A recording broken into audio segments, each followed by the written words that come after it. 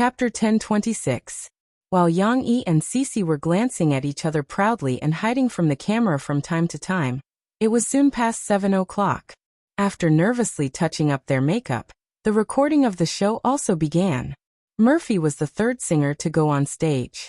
She was still in the waiting room chatting with the host, her temporary manager, Xiaodong. But as the rumbling sound of drums came from the TV, everyone stopped talking and focused on the big TV hanging on the wall. Shoo. Yang Yi winked at Shishi with his left eye and raised his finger to signal her. He was sitting in the non-filming area. Murphy was the main star in the waiting room, and the camera was focused on her and Xiaodong. That's why Yang Yi could play with the two children. For example, he threw a plastic ball to Tong Tong, and the little guy chased after it happily. Cece was also at the side. She followed behind her younger brother with a smile, and chased after him playfully. However, she felt that it was wrong of her father to ask her to be quiet, so she didn't say anything. It was her younger brother who was screaming and playing. Therefore, the little girl was not convinced. She also turned her little head, put up a finger, and shushed her father. Then, she felt a little embarrassed and shrunk her little head, giggling. The big screen in the lounge showed the scene on the stage. Of course, it was not as exciting as the edited scenes on TV. Soon Mo Fei and Xiaodong both saw Qin Yu's figure appear on the stage in a colorful light. Although Qin Yu's back was facing the lights, Murphy could not help but exclaim softly, "Qin Yu! Sister Murphy, you recognized him so quickly?" Xiaodong asked in surprise. Her expression was exaggerated. Compared to Murphy, who was still calm, Xiaodong's expression was more attractive in front of the camera. "Qin Yu. Before I debuted, he was already very popular. This was not a script, so Mo Fei explained to Xiaodong honestly. I admire him a lot. He is my idol." Murphy's real idol was Su Linglong, who sang at the back. Su Linglong was a Hong Kong singer who was active in the Chinese and Cantonese music circles in the 80s and 90s. She debuted in the same era as Murphy's mother, Zhou Mingyu. Of course, Su Linglong was a diva at that time. Her status was incomparable to that of Zhou Mingyu, a small-time singer at that time. However, Murphy felt that after she came to the Chinese music industry, she had also studied the singing skills of Qin Yu and the other seniors very seriously. She also admired the singing skills of these famous people in the Chinese music industry, so it was not a problem for her to call Qin Yu her idol. However, Yang Yi couldn't help but glance over at Yi Zichen's direction. Xiaodong also said with a smile, "Qin Yu was indeed very popular in the past. I remember when I was a child, his songs were sung all over the streets and alleys, and there were also posters of him in the barber shop." At that time, he was also a very handsome Prince Charming. Murphy smiled and nodded. Yang Yi looked at the television and saw Qin Yu on stage, who was already in his 50s and had an unconcealable oily glow on his face. He couldn't help but think to himself, I don't think he's that handsome. Although other people's square faces still had traces of being handsome, even if they were handsome, they would still be handsome. How could they compare to the strength of a tough guy's face that had been carved by knives and axes? Qin Yu started to sing. The waiting room fell into silence for a while. Whether it was Murphy, Xiaodong, or Yang Yi, they were all listening to Qin Yu's singing seriously. It had to be said that even though Qin Yu had been away from the A-list music scene for more than 10 years, his voice was still blessed by the heavens. Moreover, compared to more than 10 years ago, his voice was even more vigorous and mature. His singing skills were also gradually improving. He sang an old love song, "If the Heart is Tired," with great affection. Even Yang Yi couldn't help but praise him in his heart. Sure enough, the program team had a good eye for talent. Even without Chen Yijie and the few coaches from China's Voice this season, they were still able to find many talented singers to participate in the competition. When Shishi saw that the adults were not talking, she had an idea. She secretly ran over and pulled away her father's crossed arms. Then she sat on the sofa next to her father, so that he could hug her with his big arms. She clung to her father's body and watched the TV comfortably. "What's wrong? Are you sleepy?" Yang Yi leaned over to the girl's ear and asked with concern. Shishi shook her head. After a while, she pulled on her father's shoulder and asked him to move his head closer. She said softly, "Because there's nothing to play with. I'm almost sleepy." It's okay. Mommy's performance is coming up soon. She'll be the third to go on stage. Let's wait and see Mommy's performance, okay? Yang Yi smiled and said softly to the girl. Tong Tong was playing with a small plastic ball on the floor. After playing with it for a while, he realized that his sister was not beside him. He raised his head and looked around. The little guy realized that his sister had secretly gone to occupy his father. How could this be? At this moment, Qin Yu finished singing amidst the applause and cheers of the audience. Next, they were looking forward to the second singer's performance. Of course, Murphy also had to get up and go backstage to prepare for her performance. Yang Yi picked up Shishi and put her back on the sofa after he got up. Then he walked over to Murphy and massaged her shoulders. Come on. Yang Yi smiled and said softly to Murphy, "You're the fattest one in my heart." Ha! Murphy turned her head in confusion and stared at Yang Yi with her beautiful eyes. The best one. Yang Yi smiled and said, "Go ahead and defeat all your opponents tonight." Murphy pursed her lips and held back her laughter. She snorted and said, "No, I heard you say that I'm the fattest one." Yang Yi flatly denied. "How is that possible? I said that you're the best." "Absolutely. You are very cunning. You must have slandered me secretly," Murphy said. "I'm telling you. I will beat you up." Mo Fei also glanced at the camera, hid from the camera, and secretly waved her fist at Yang Yi. But her threat was dispelled by the smile in Dong Xuebing's eyes. Yang Yi was only joking with Murphy, and he had achieved his goal. After joking around with her, the nervousness in Murphy's eyes disappeared. Mo Fei was led to the backstage by Xiao Dong, who had an envious look on his face. The lounge was quiet for a while. However, when Yang Yi turned his head, he saw that the single sofa he was originally sitting on was now occupied by Cici and little Tao Wu. Little Mommy was pulled up by Cici at some point in time, and then the siblings sat together in each other's arms. Cici even imitated the way his father hugged him just now, using her thin little arms to hug little Mommy's shoulders like a big boss. Both of them were still holding back their laughter, and when their father turned around and looked at them in surprise, they started giggling. First, Cici couldn't help but burst into laughter that sounded like silver bells, as if her evil scheme had succeeded, whereas little Swanee was infected by her sister's emotions, and she grinned and chuckled. Without the cameras, she was more relaxed. "You two." Yang Yi shook his head and laughed. He pointed at them and said, "You two play for a while. Dad is going to do something." Chapter 10:27. Mo Fei's makeup artist assistant, Nia Xiaoxiang, who they usually called Xiao Nia, was looking at Yang Yi and the two children helplessly at the moment. If there was one expression that was most consistent with her mood at the moment, it was really facepalming. Just now, when Yang Yi mysteriously said that he wanted her makeup bag, Nia Xiaoxiang had an ominous premonition in her heart. Sure enough, now that Yang Yi had dug out the lipsticks in her makeup bag, he had picked out several red lipsticks and used them as crayons. Yang Yi tried the colors on Shishi's blank draft paper at first. When the bright red lipstick was applied on the paper, the color became the same as an X, which didn't look good. Yang Yi even broke one of the lipsticks on his first try. Nia Xiaoxiang's heart ached. If it weren't for the fact that he was her boss, but these lipsticks were the company's property and were also for his wife to use. If it were her own or her boyfriend doing such a thing, Nia Xiaoxiang would have flipped out. However, Yang Yi didn't take it to heart and comforted her generously. "It's okay. I'll talk to Xiaowan later and get you a new set." Yang Yi didn't care about Nia Xiaoxiang, whose heart was bleeding. He realized that he couldn't write on paper, and the effect was too poor. Hence, he changed his method of painting on a mirror. This lounge was actually a modified ordinary room. The decoration was very beautiful, but there were still some small flaws. For example, the full-length mirror could only be placed next to the makeup table because it was leaked during the design. Of course, this was a safety hazard. After Yang Yi and the others arrived, they put away the full-length mirror and placed it in the corner, afraid that Tong Tong or Shishi would accidentally knock it down. However, the full-length mirror came in handy now. Yang Yi turned it over and placed it on the ground. Then, together with Shishi, they used lipstick to write and draw on it. Tong Tong also came over to join in the fun.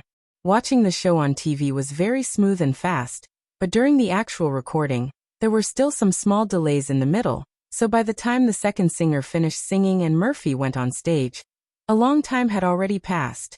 Therefore, when Yang Yi and Shishi were busy with the painting, Murphy had just started singing. After a while, Xiaodong returned and saw Yang Yi and the children preparing the surprise for Murphy. She was also surprised. She called out to the cameraman, "Hurry up and film this. This is a good material." Yang Yijing was sitting on the sofa with the two little guys, listening to Mo Fei's singing while wiping their hands with wet tissues. The red lipstick stuck to their hands, and it was not easy to wipe it off. Of course, this is not a problem and will fade after a few days. Yang Yi wipes their hands because he does not want them to get dirty on their clothes. Yang Yi had told her not to film the children, and Xiaodong hesitated for a while. She looked at Yang Yi cautiously and asked, "Brother Yang Yi, can we ask you and the children to film the process of you drawing this thing?" Yang Yi smiled and replied, "No need. You all can film Murphy's reaction later. But actually, I feel we don't need to film too much behind-the-scenes footage. We should focus on the live performance. This is a singing show and not a reality show. Don't put the cart before the horse. Of course, this is only my suggestion, and we still need to see what director Hong thinks. Maybe he will make it into behind-the-scenes footage." Although Xiaodong did not film the children, she still wanted to film Yang Yi. She and Yang Yi sat on the sofa where she and Murphy were sitting earlier. They faced the camera and listened to Murphy sing her masterpiece. "Why are you not close to me when you are in love? Listen to the sound of the sea crying." On the TV screen, Mo Fei, who was wearing a simple but elegant black dress, held the microphone, gently raised her head, and affectionately sang the climax of "Listen to the Sea." Xiaodong opened her mouth exaggeratedly and exclaimed softly, "Wow. Sister Murphy's voice is so charming." Yang Yi obviously didn't know how to cooperate. He nodded his head and seemed to acknowledge with a hum sound. Of course, this is also the time for Xiaodong and the other professional hosts to show their worth. Xiaodong smiled and asked, "Brother Yang Yi, what do you think of Sister Murphy's singing today?" "It's okay. One of Mo Fei's characteristics is that she's very steady. This is also thanks to her practice at home and in the studio, so she sang like usual today." Yang Yi smiled and said a little modestly, "Her singing is so good, and it's only okay?" Xiaodong exaggerated. "Brother Yang, you are so strict." "No, don't say that. I feel the effect of watching it on TV might not be fully reflected. It should be better to sing it live." "Indeed. Our live equipment is very good. If you all have the opportunity to sign up for our panel of judges, you will feel that this is a concert hall level experience." Xiaodong nodded and said, "Of course, we had used the best technology to give the TV audience the best experience." Yang Yi's answer is still not enough. Xiaodong continued to dig holes for Yang Yi. "Brother Yang, what rank do you think Sister Murphy will get tonight?" "It's hard to say. After all, the panel of judges is of different ages." Yang Yi laughed and said, "But Murphy is the best in my heart." "Wow!" Xiaodong exclaimed. But in his heart, he was thinking, "I am being fed dog food." Even though they were talking so much in the waiting room, they were actually just recording material. A lot of content would be edited out of the program broadcast on TV. It was very possible that the final scene shown to the audience would only be a scene of them gasping in amazement in the waiting room. It was just a song, so it didn't take long for Mo Fei to finish singing. Mo Fei came down from the stage and was about to go back to the lounge in Xiaodong's welcome. "The next singer should be Teacher Su Linglong, right? I saw her waiting outside just now." Murphy asked Xiaodong as she opened the door to the waiting room. Clap, clap, clap, clap.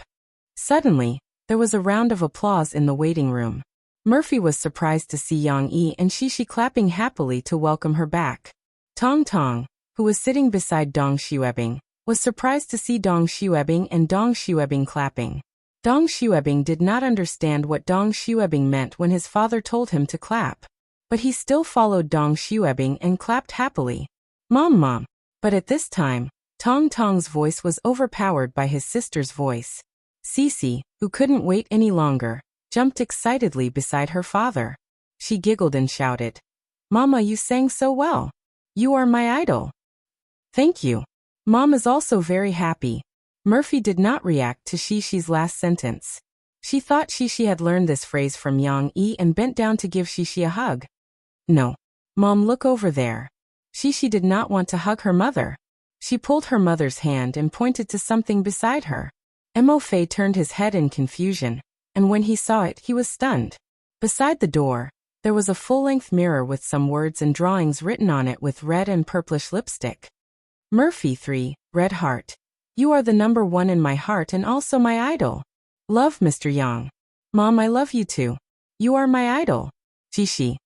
The little girl's idol was obviously written by imitating her father. The words were written very big, and some of the strokes were very unnatural. Mom, although I don't know how to speak, I am Tonghua. You are my idol too. Signature? The words were obviously written by Yang Yi. This guy actually used a cute tone. The signature next to it was a paw print. Obviously, it was Tong Tong's little paw.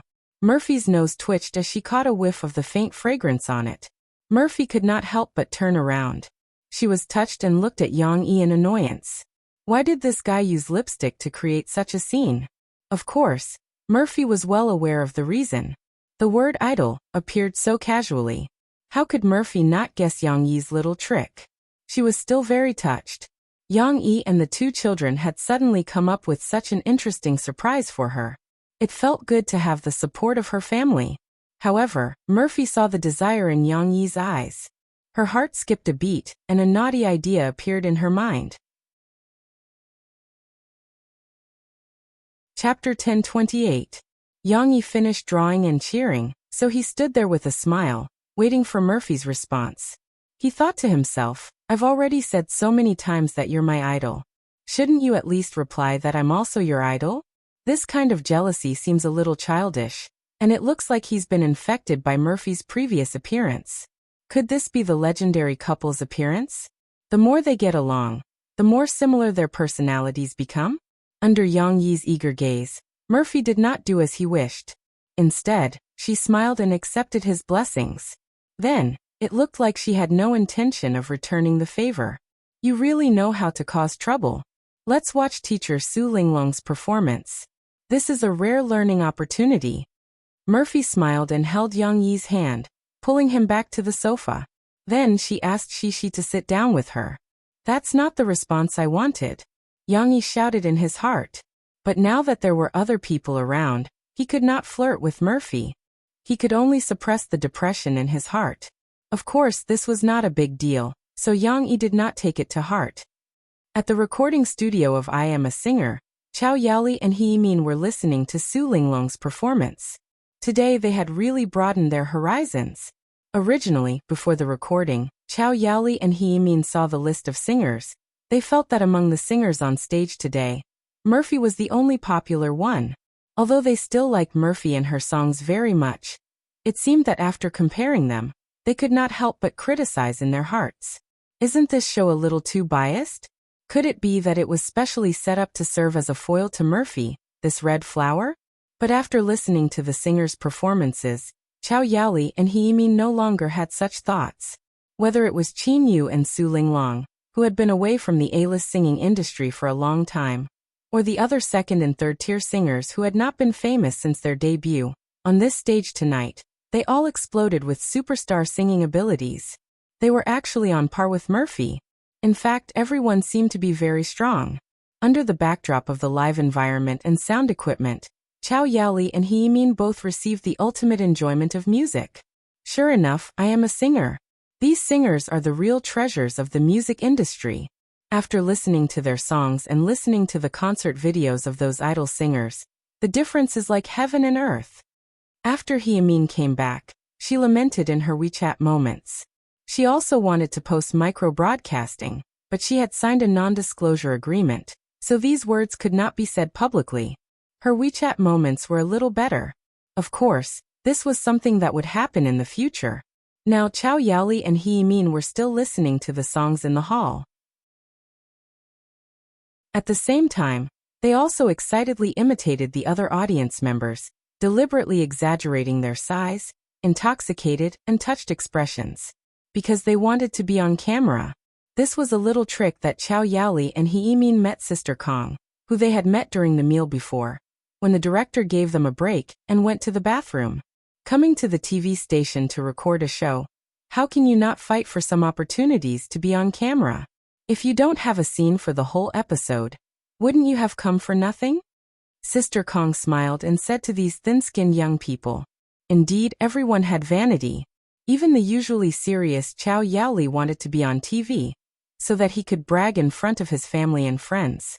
Therefore, she could not resist the temptation and foolishly acted with Hee Min. Of course, their emotions were still real. They were indeed intoxicated by the songs, but it was all shown on their faces. The recording of the show took longer than expected. It was already 9 o'clock, but they were only halfway through the recording. Of course, this was a normal thing, as celebrities often delayed recording until midnight. However, Shi and Tong Tong could not wait any longer. After playing in the lounge for the whole night, Tong Tong was so sleepy that he fell asleep in his mother's arms.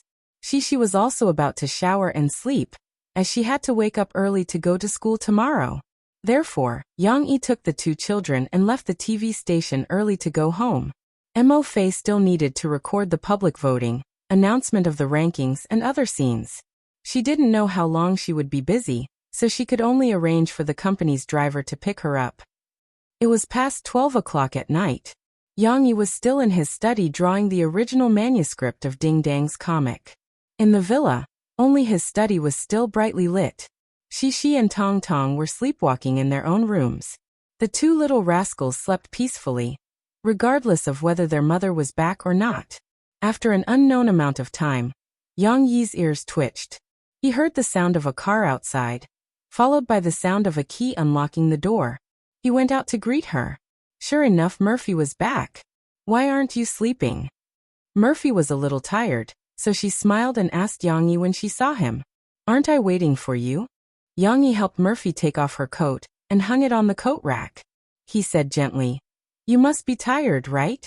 Go take a shower. I prepared a tub of hot water for you. It will be more comfortable to soak in it. You didn't even ask me if I was eliminated. Murphy hugged Yang Yi's arm and said as they walked upstairs. Why would someone be eliminated today? Don't we have to wait until the next round for someone to be eliminated? Yang Yi asked with a smile. I didn't fool you. That's right. You're the one who created this program. You know it better than me. Murphy said with some regret. Then guess, what place will I get tonight? First place. You will always be number one in my heart. Yang Yi shrugged his shoulders. I knew you would say that. Murphy said with some satisfaction. But I'm not number one. I only got third place today. My opponent's strength is a little strong. Moreover, teacher Su Linglong is really popular. She got first place. Today is just the beginning. In the next round of the competition, you won't be able to sing your own song. That's when the real competition will begin. Don't worry, I believe you will be able to surpass me. Yang Yi comforted. Murphy took a long time to take a shower. When she finished drying her hair and returned to bed, it was already 1 o'clock in the morning. The current Murphy is no longer the Murphy from 2 years ago. She is no longer the same as when she was in Tianmei Entertainment, rushing to various jobs. Her whole person is like a Titan toy, working nonstop, even staying up late and sleeping until dark the next day. Now her work and rest is very stable. She usually goes to bed at 11 o'clock. But today, Murphy was so busy that she didn't sleep until 1 o'clock. She was so tired that when she climbed into bed, she yawned again and again. However, the happy thing is that when you are tired, there is still someone waiting for you. Yang Yi pulled Mo Fei, who was leaning over lazily, into his arms and let her lie down on his chest. Murphy rubbed her head against Yang Yi's broad and thick chest, and closed her eyes comfortably like a cat. Hubby, Murphy sweetly called out. Tonight, are you still waiting for me to say something? Murphy raised her head. Her eyes flashed with a sly smile. What is it? Yang Yi was a bit strange. He forgot about that matter. You are my idol.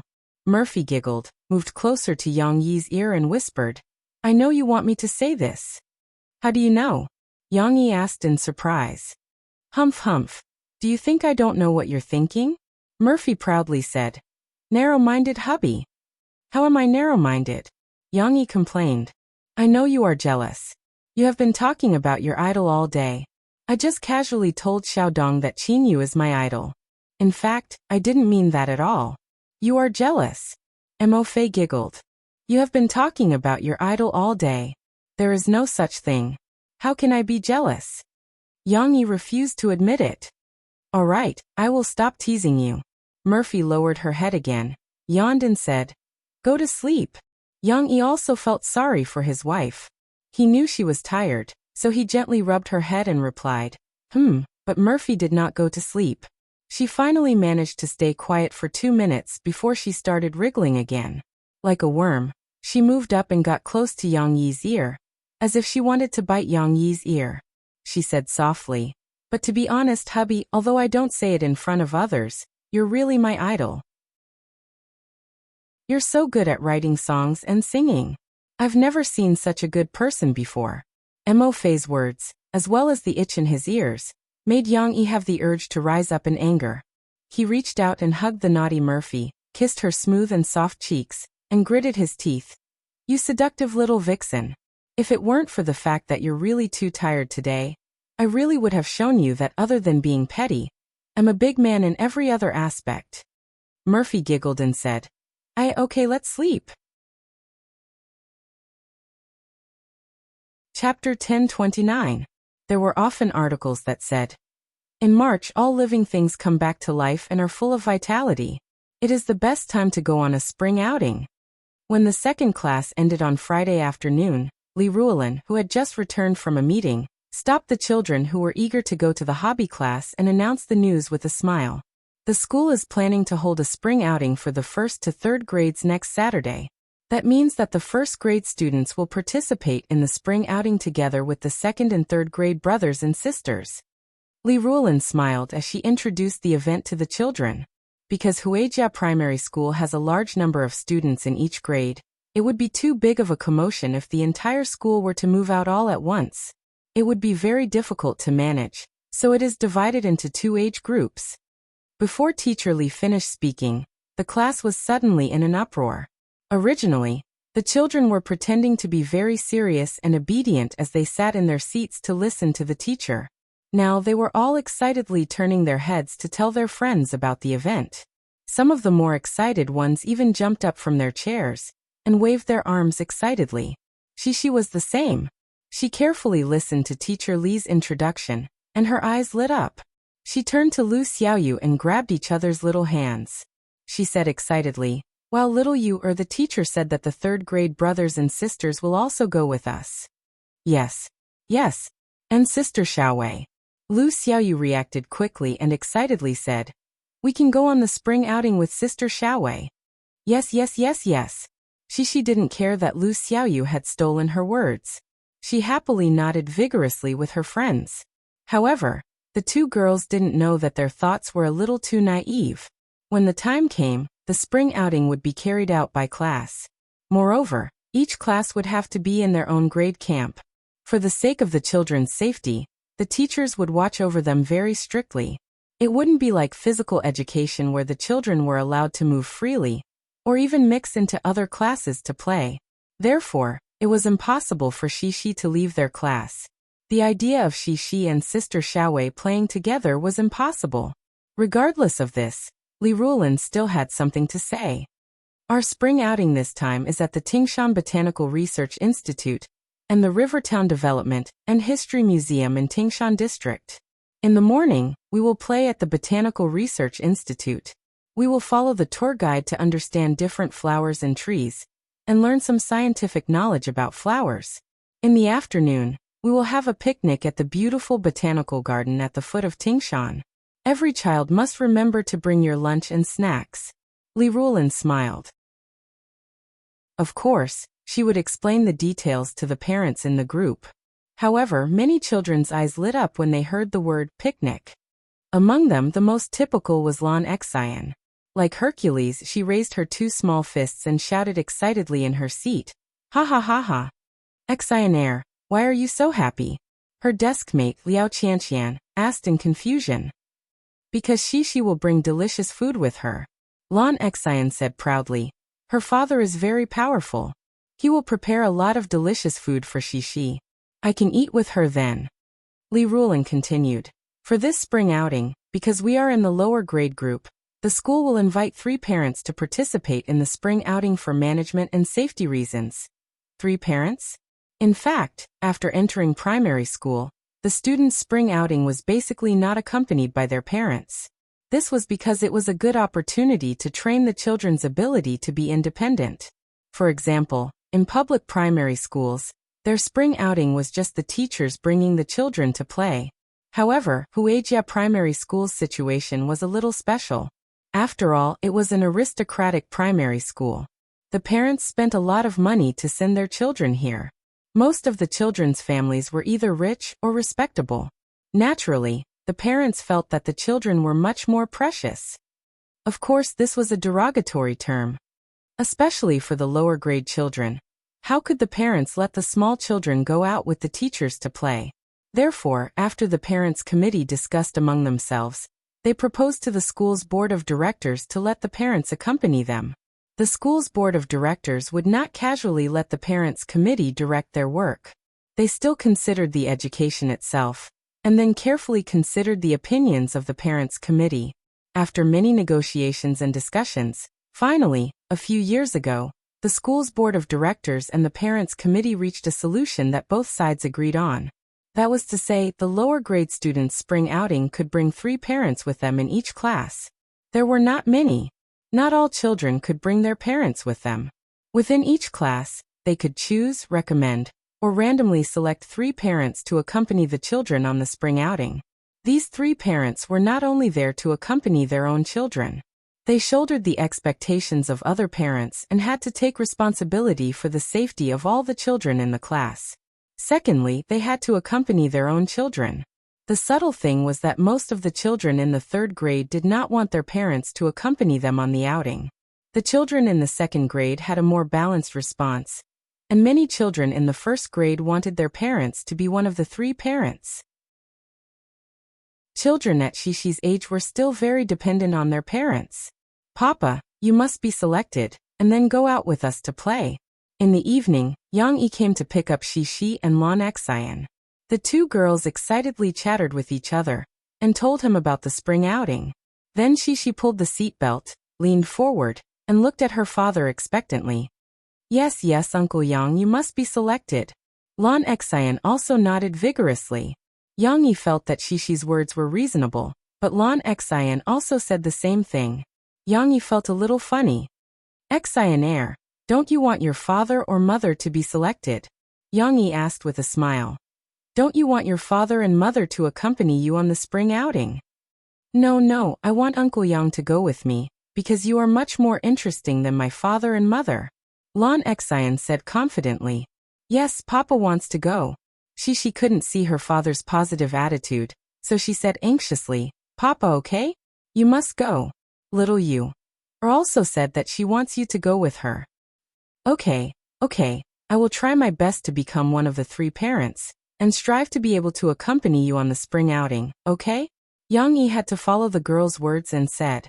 Xixi and Lan Xian nodded with satisfaction, and the 2 of them contentedly continued to talk about the spring outing. The 2 girls seemed to have begun to imagine, discussing what clothes to wear, what fun places to go, and the interesting experiences that Sister Xiaowei had told them about when she had participated in the spring outing before. However, Yang Yi, who was driving the car, wasn't very optimistic, because he still didn't know how the teacher would choose the 3 parents to participate in the spring outing. In the evening, in the parent communication group organized by Teacher Li Rulan finally finished her work, and came to share the plan of the spring outing with the parents in the group. She also explained the situation of the spring outing in detail to the parents. According to the original practice of many classes, the parents who want to accompany their children to the spring outing have to sign up first, and then according to the situation of the parents who signed up, 3 parents will be randomly selected using the computer's random number function. This is more fair. What do you all think? Yang Yi also received the notice, So he stayed in front of the computer and watched Li Ruolin in the group meeting with the parents. Li Ruolin said a lot, and finally talked about the selection of the parents that he was most concerned about. Sure enough, it was actually a random selection method. In this way, Yang Yi wasn't sure that he would be selected. Chapter 1030. It seemed that the accompanying parent should be voted on by all the parents, just like in a democratic election. However, Li Ruolin had learned from many first-grade form teachers that the results of democratic voting were not reliable at all. There were so many parents in the class who didn't want to go on a spring outing with their children on the weekend. Just like Xixi, many children were crying and begging for their parents to come. If they were to vote, many parents would vote for themselves. The few parents who managed to get votes might win, but the other parents weren't familiar with him, who would be convinced that he could steal their spot with just a few more votes. In order to reduce controversy, it was better to use the simplest method of random numbers to decide the accompanying parent. Whether or not he was chosen depended on whether his face was fair enough, whether his surname was O or Fei today. Leave it to the heavens to choose. If he wasn't chosen, no one could blame anyone. Thus, as soon as Teacher Li said this, the parents in the SNS group immediately replied in agreement. However, at this time, a long message suddenly popped up in the group. I also agree with the random selection, but I have a suggestion. Can you give a spot to Yang Yi? My daughter is screaming at the side, saying that she must let Yang Yi take them on the spring outing. Yang Yi paused, then focused his gaze and shook his head with a wry smile. This brother Lan, what is he doing?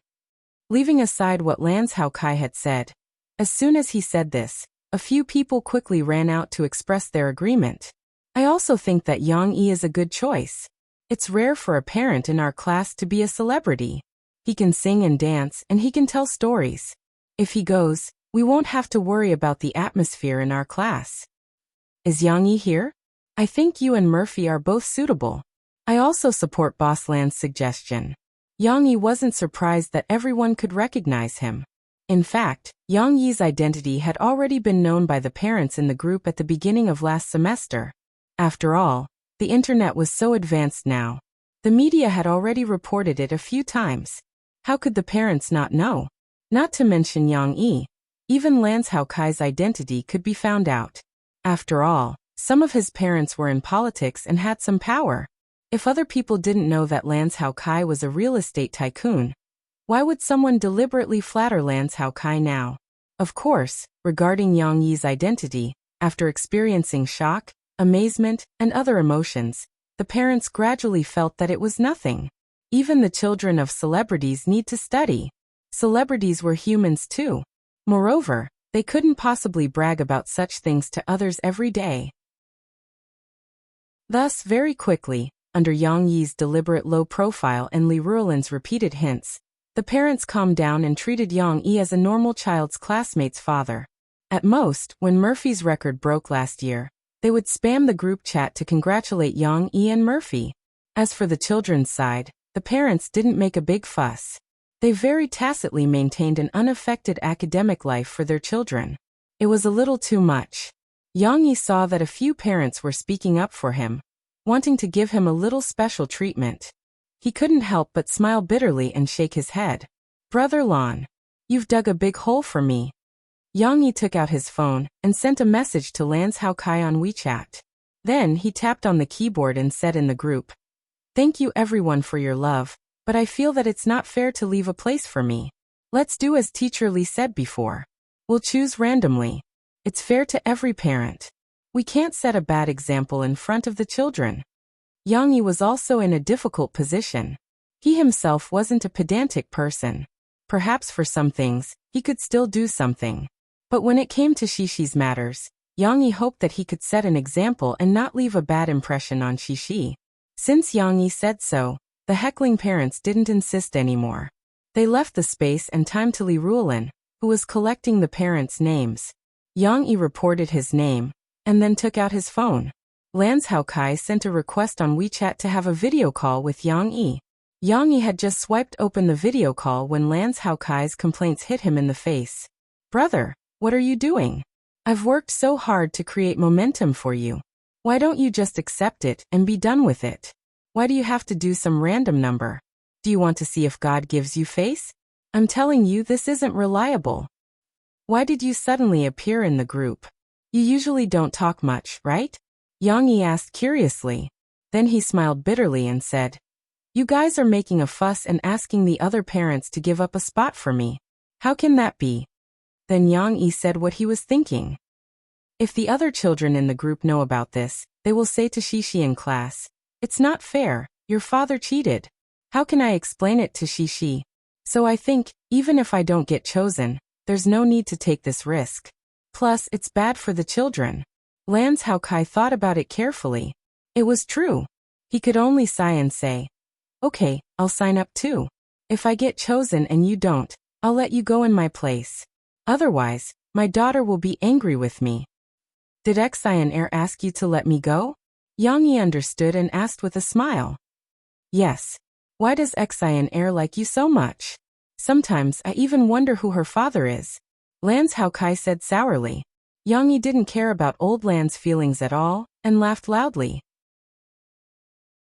But to be honest, I think the relationship between our families is so good, and Xian likes you so much, I think it's okay for her to call you godfather. Lan Zhaokai said. He simply brought up the old topic and nagged. Before you said you didn't dare to overstep your boundaries because you're not as rich as me. Now between our families, you're the richest one. You can't refuse now, right? Yang Yi was stunned for a moment, his expression somewhat hesitant.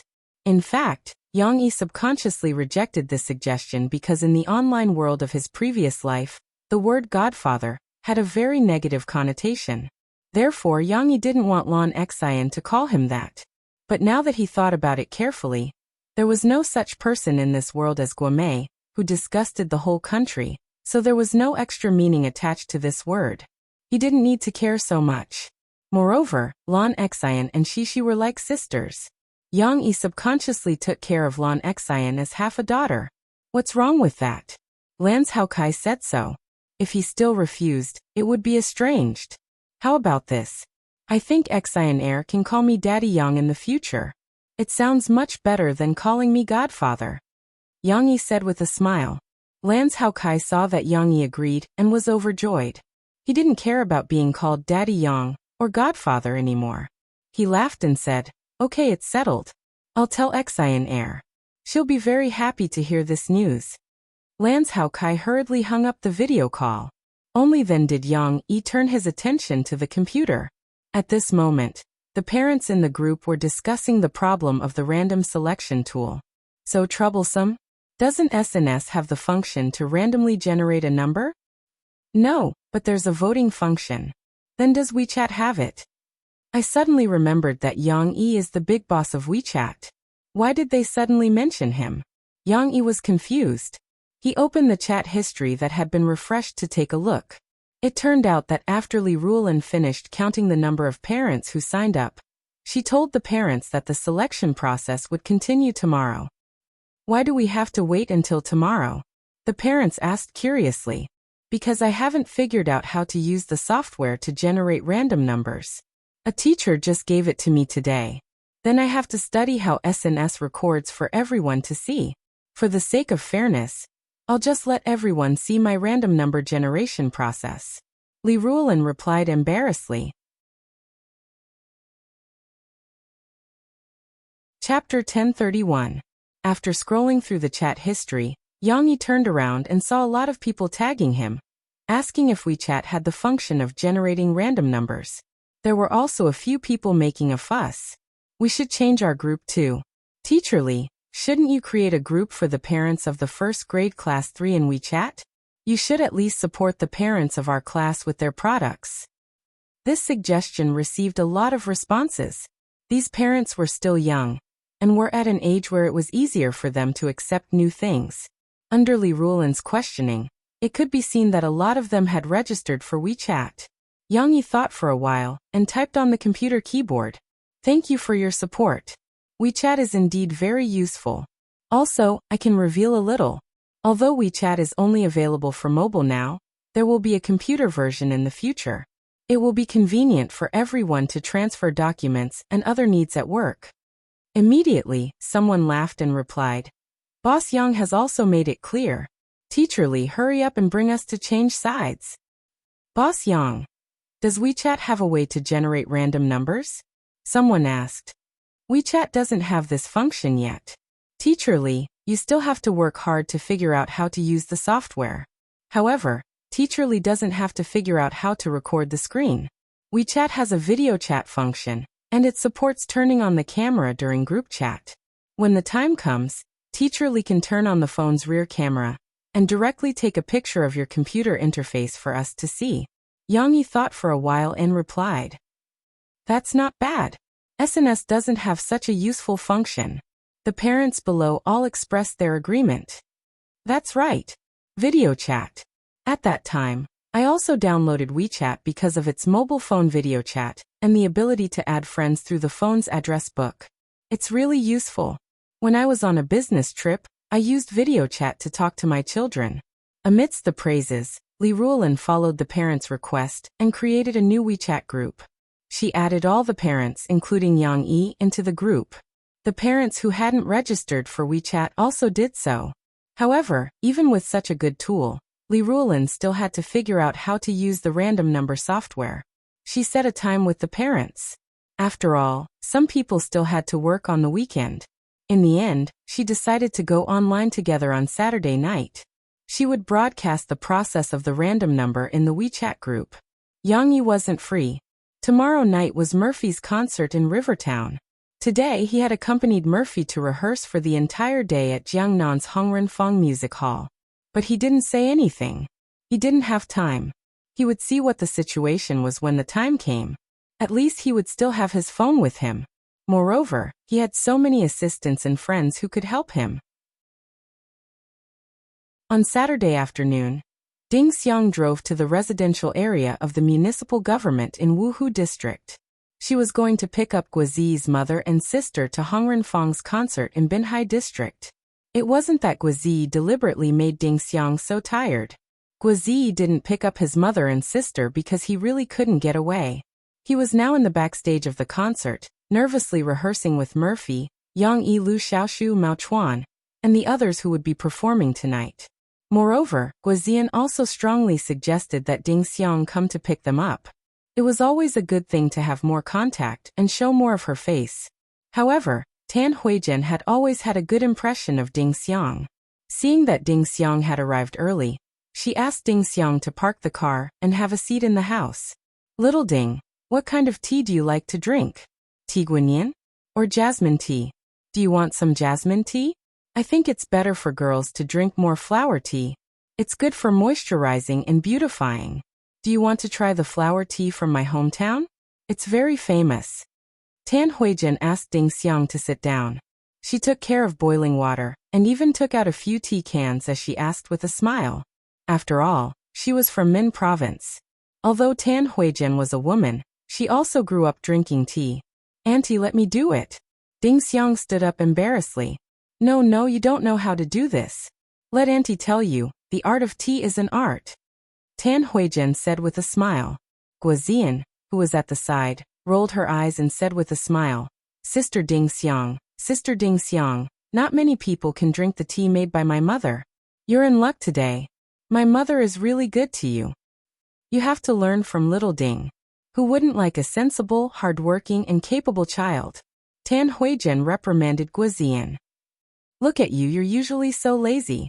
Little Ding, let me tell you, when you're free, you have to guide her in her studies and make her pay more attention. Today, she slept until 10 o'clock and only woke up after 10. She played all weekend and didn't study.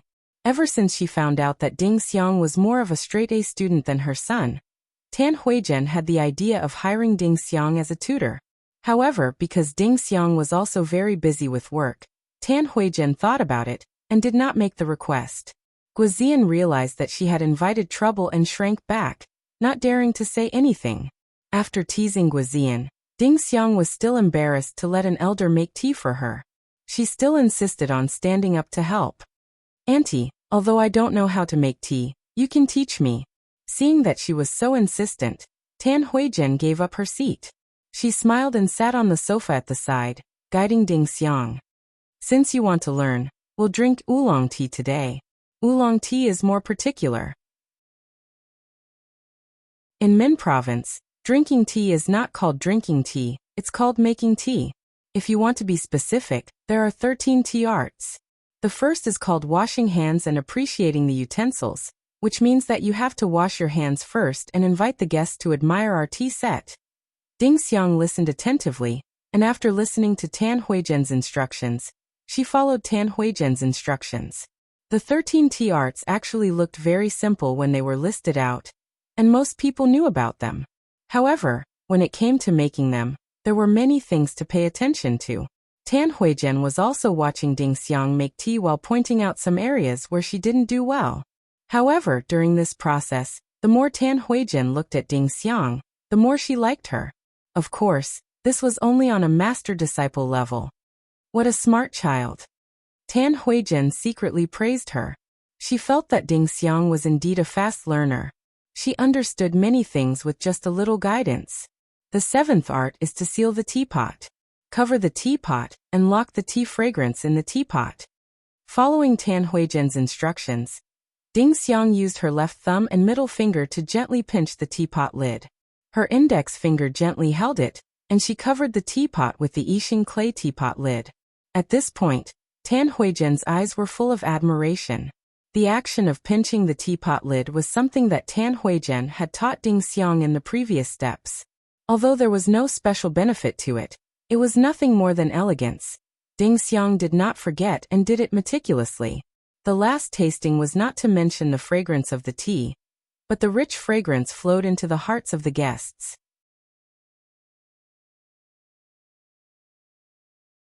Chapter 1032.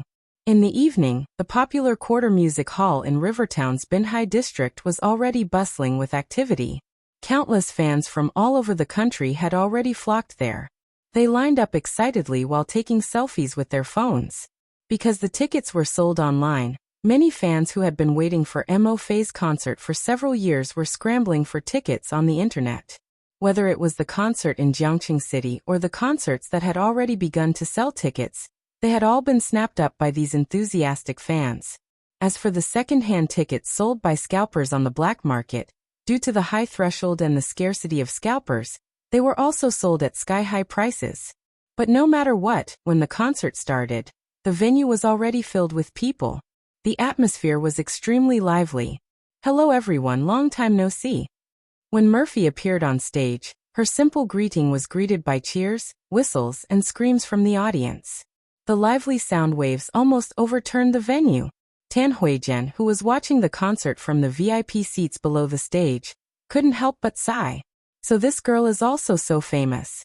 When I saw her last year, she didn't seem like a celebrity.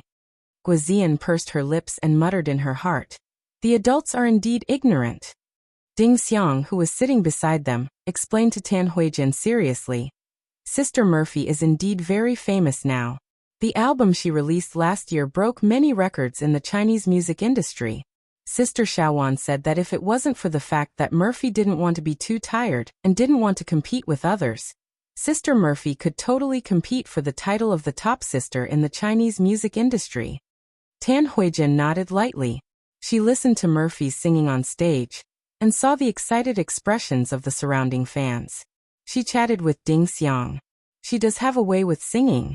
It sounds very interesting. How does Z compare to him? If he were to hold a concert, would anyone come to watch? Although the latter part of her sentence was teasing, Tan Huijian also looked at Ding Xiang expectantly, hoping to hear some affirmation from her. After all, they were parents. With a smile, Ding Xiang tactfully explained to Tan Huijian, Little Guo isn't a professional singer. His main direction is still in film and television, and he also takes part in variety shows. Therefore, we can't use the standard of a singer to measure his current situation. But Auntie, if he holds a concert like you said, I think many people will be willing to buy tickets to watch it. After all, Little Guo has a lot of fans now. Many people like him because of his works and the variety show The Limit Challenge. TSK, if I were my brother's fan, I definitely wouldn't come to his concert. Since his debut, how many songs has he sung? His concert must be very boring. Guazian couldn't help but prick up her ears to eavesdrop. And now she jumped out to argue. You just can't stand your brother's good side, right? Tan Huijin angrily knocked on her head. Not to mention the lively scene backstage. Yang Yi, who had already changed into a slim-fit suit for his performance, had his makeup done, and had his hair done, was sitting on the sofa in the lounge, holding his phone and waiting for the judgment of fate. Yang Yi had sung for Murphy to warm up the scene, as well as sing with Murphy together, so the order was relatively late. It was not his turn yet. What made Yang Yi happy was that Li Ruolin didn't start contacting the parents as late as last night. During the day, she had already figured out how to use the app, so it was only 7 o'clock now. She reckoned that the parents had already finished their dinner, so she couldn't wait to open the group video function on WeChat and gather the parents together. Papa, you must be chosen. Papa must be chosen. She was a little restless, so she simply paced back and forth. For a while, she propped herself up on the sofa and leaned her little head over to check the phone in her father's hand. For a while, she couldn't help but turn to the other side, pressing her back against the sofa's armrest, and whispering prayers. The little girl had been worried since her father told her about the selection method before going to bed yesterday. She was afraid that her father wouldn't be chosen in the end, and she would have to participate in the spring outing alone. It was fine without her mother, but without her father to lead her, she felt very insecure. Tong Tong crawled on the sofa beside his father, his little butt arching against his father's mountain. He raised his head and looked at his sister, who had been nagging all day. Then the little guy, who was already used to it, didn't pay too much attention to her. Instead, he calmly took his little truck toy and played with it on the sofa. Finally, the parents in the WeChat group video were all present. Li Ruolin turned on the camera and began to film the computer screen with her phone in one hand, while her other hand held the mouse. She operated the computer while she explained. This is how to use the random number generator. It's actually very simple. Last night, I thought it would be very complicated. You just need to click on it here, and it will pop up a box. You just need to enter the range of the random number you want to generate, as well as the number of random numbers you want to generate. It will quickly give you a random number. Li Ruolin casually entered a range of 1 to 1000, as well as the number of 5 random numbers. This was just for demonstration purposes. Then she clicked on the confirm button, and immediately, 5 numbers appeared in the originally blank area. After confirming that there were no problems, Li Ruolin opened the registration list that was previously compiled. Every parent was given a number according to the order. Then she entered 1 to 36 on the small software, and 3 on another blank space. Of course, there were more than 36 children in the class, but not every parent was willing to sign up. After all, there were still some parents who didn't have the time, or some parents who were worried that if they were chosen, they would have to take responsibility for something. The tense and exciting moment had finally arrived. Yang Yi stared at the phone screen with rapt attention. She couldn't help it either. She didn't continue to wander around, but instead crawled over to her father's side. Her small hand clung onto her father's large hand that was holding the phone, and she looked at it expectantly. We are number 26. If you choose our number 26, or if you choose your Daddy Land's number 32, Daddy will accompany you to the spring outing. Yang Yi's left hand gently patted Shishi's little head as he said gently. While Yang Yi was speaking, the results came out. On the phone screen in the blurry image, 3 randomly generated numbers were displayed. 7, 23, 29. Yang Yi's voice trailed off, and he looked at the final results somewhat helplessly. Shishi was still staring at the numbers, but even after staring for a while, these numbers didn't change at all. It's not 26, and it's not 32 either. Shishi turned to look at her father in confusion, hoping that she would be able to get some different information from her father's side. Yang Yi was very helpless, not knowing how to explain this to Shishi. It was true that the greater the hope, the greater the disappointment. Could Shishi accept a spring outing without her father? Then we'll also choose the name list today. In the video call, Li Ruolin compared the numbers on the registration form she had arranged earlier and read aloud. Number 7's Mama Jian Li Yuan, number 23's Papa Hong Jun, and number 29's Papa Lu Kong. These are the 3 parents who will be accompanying the children on the outing next week. We'll have to trouble you then. Yang Yi couldn't be bothered to listen to what Li Rulin said after that. Of course, the video call ended, and everyone resumed typing or voice communication. Yang Yi smiled bitterly, looking at Shishi, who was looking at him pitifully, and didn't know how to explain this to his daughter. Papa, you can't go, can you? Shishi didn't hear her father's name just now, and she suddenly felt that the sky was about to collapse. Her delicate little eyebrows drooped sadly, and she pulled at her father's sleeve and asked pitifully. Yang Yi sighed softly and said, Papa also wants to accompany you on the trip. But, what can we do? There were 2 random numbers in the 20s, but they didn't choose us. But I want to go on the spring outing with you, Shishi sadly muttered, and there were sparkling tears quietly rolling in the little girl's big eyes.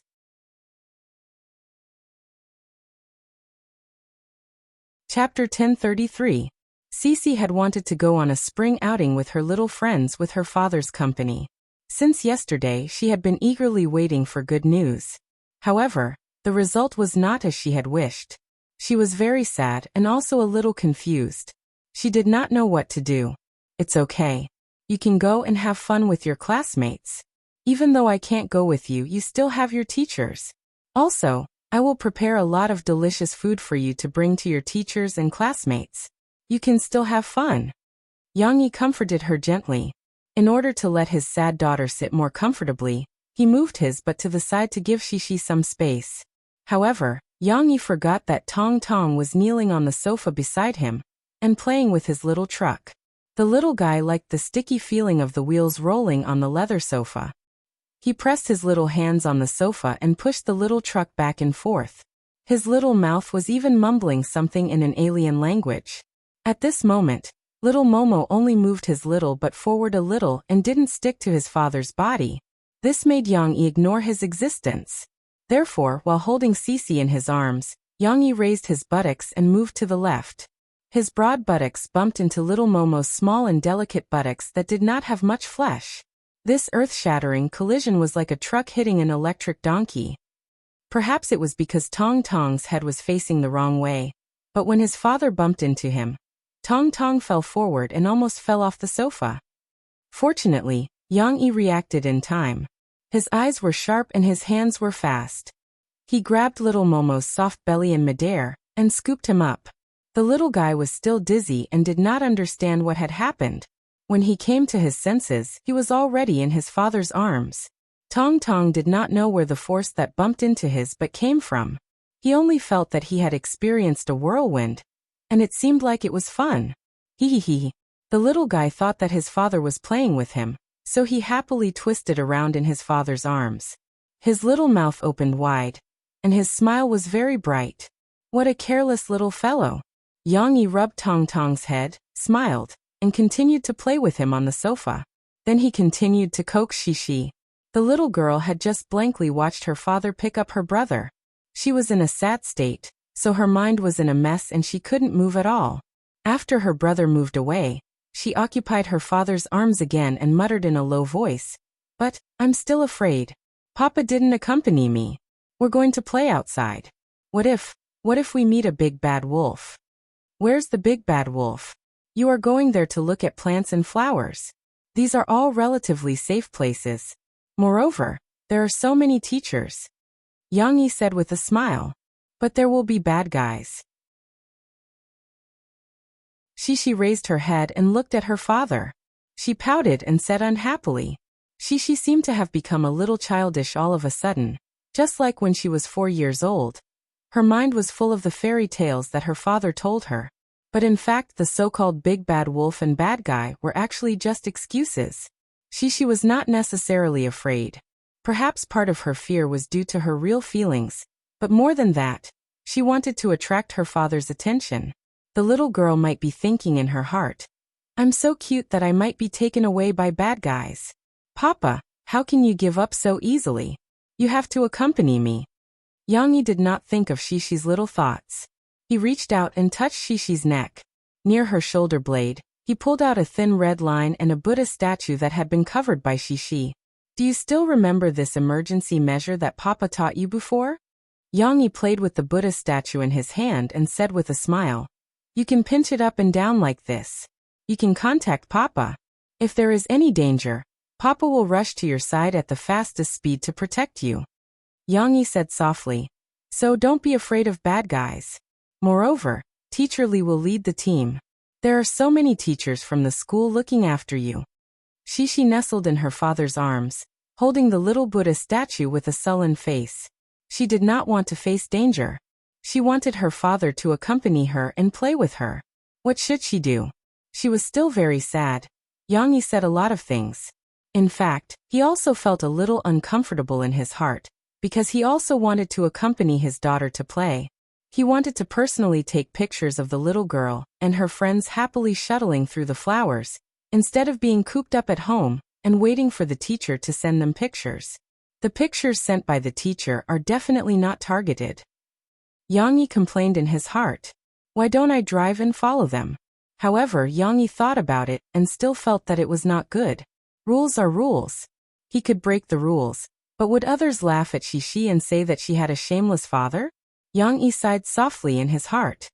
He could only gently stroke the back of the little girl in his arms and continue to comfort her silently. However, at this moment his phone suddenly rang. Yang Yi picked it up and looked at it. It was actually Lance Haokai calling. Lance Haokai also came to the concert today. Although he did not chase after celebrities, Wu Jingjing had always liked Murphy's songs, so Yang Yi left him a few front-row tickets. Lance Haokai brought Wu Jingjing and Lan Xian to watch the concert together. Hello. Hello. Sure enough, after Yang Yi picked up, there was a noisy singing and cheering sound coming from the phone. However, he could not hear what Lance Haokai was saying. After a while, the call was hung up. Yang Yi looked at his phone in confusion. He wondered if he had pressed the wrong button. However, after a while, Lance Haokai sent a message. "Look at WeChat. Bro, what are you doing?" Yang Yi opened WeChat in confusion.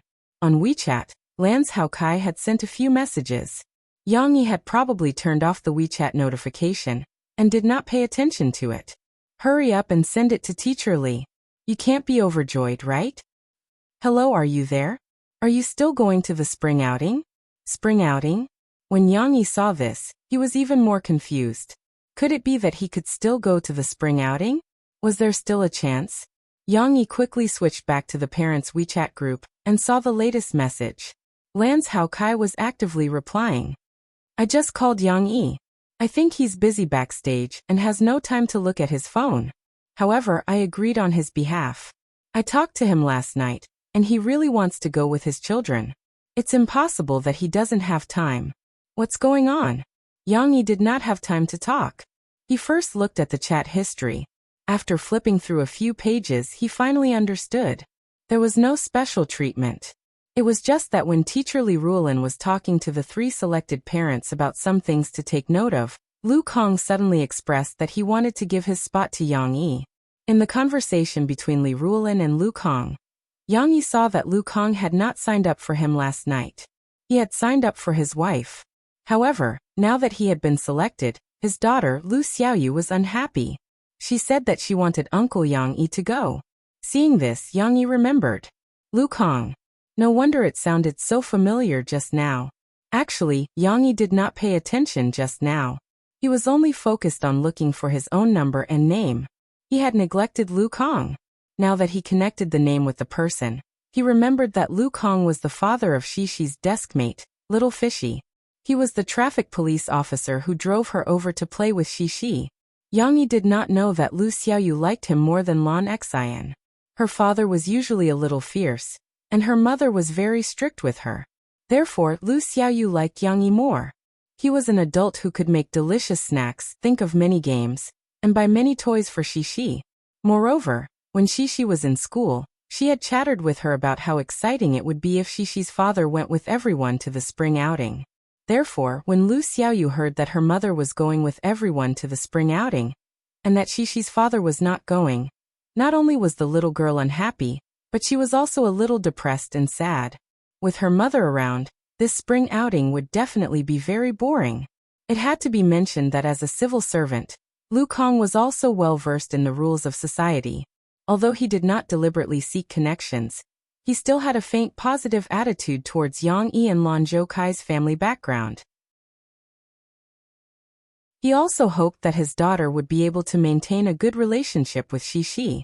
Therefore, when he saw Lu Xiaoyu's attitude, Lu Kong and his wife discussed it and decided to comply with their child's wishes. They decided to give the slot that they had painstakingly won to Yang Yi. Yang Yi did not know that there were so many complicated considerations behind this, but when he saw that Lu Xiaoyu's father had given the slot to him, he believed that Lu Xiaoyu must have played a big role in this. Xixi, Dad can go with you to the spring outing. Yang Yi quickly tapped on the screen and appeared in the WeChat group to respond to Li Ruolin and the other parents. At the same time, he happily shared the good news with Xixi. Xixi was still a little dazed. She lifted her little head from her father's embrace and looked at him in confusion with tears still on her face. Because little Fishy's father was selected just now, he told Teacher Li that he would give his slot to Dad. This way, Dad can go with you to the spring outing. Yang Yi said with a smile. Sisi finally reacted. She hurriedly got up from her father's arms and pulled her father's hand. She stretched her neck and opened her eyes wide, wanting to see if the phone was really like what her father said. After a few seconds, Xixi happy and excited voice rang out in the lounge. Wow, long live little Fishy, you're amazing. Hee, Dad can go with me to play.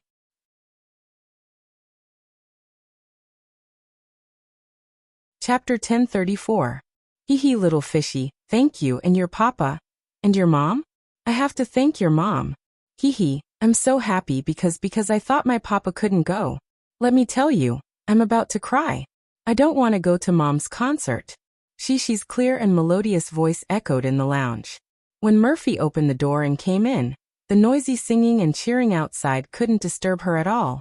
Murphy came back to change clothes. Yang Yi stood up and helped her take off her little suit jacket. He smiled and said, Now it's 1,000 Mile Creek and Little Fish on the stage, right? Yes, it's them. What is Xixi talking about? Why don't you want to go to my concert? Murphy nodded while looking at Xixi, who was holding her phone and talking on the sofa. The little girl was so engrossed in talking on the phone that she didn't seem to notice that her mother had come back.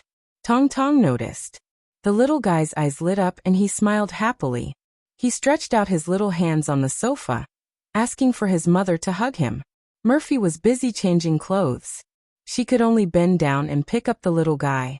She kissed him on the forehead and comforted him before putting him down. Xixi wasn't talking about you. She was saying that I almost couldn't go to her spring outing. She was so sad. Fortunately. Yang Yi smiled and whispered to Murphy about what had just happened. Mo Fei quickly went into the dressing room to change her clothes. Her muffled voice came from inside, and she seemed to be a little jealous. You only care about your daughter and left us at home, Sai. Yang Yi touched his chin and thought for a while. He said helplessly, I can only ask you to stay at home. I can't bring the whole family. It's bad for Xixi. If the place we're going to is fun, I'll take you and Mommy there when you're free. On the stage, Lu Xiaoshu and Miao Chuan were receiving the enthusiastic cheers of the audience. This duo became famous on the stage of China's The Voice. But what left a deeper impression on people was their performance of University Days, as well as their past experiences of being scammed, and their relationship with Yang Yi that was later exposed in the news. The audience were all fans of Yang Yi and Murphy. They knew that 1,000 Mile Creek Tree was a group that Yang Yi's company was going to promote.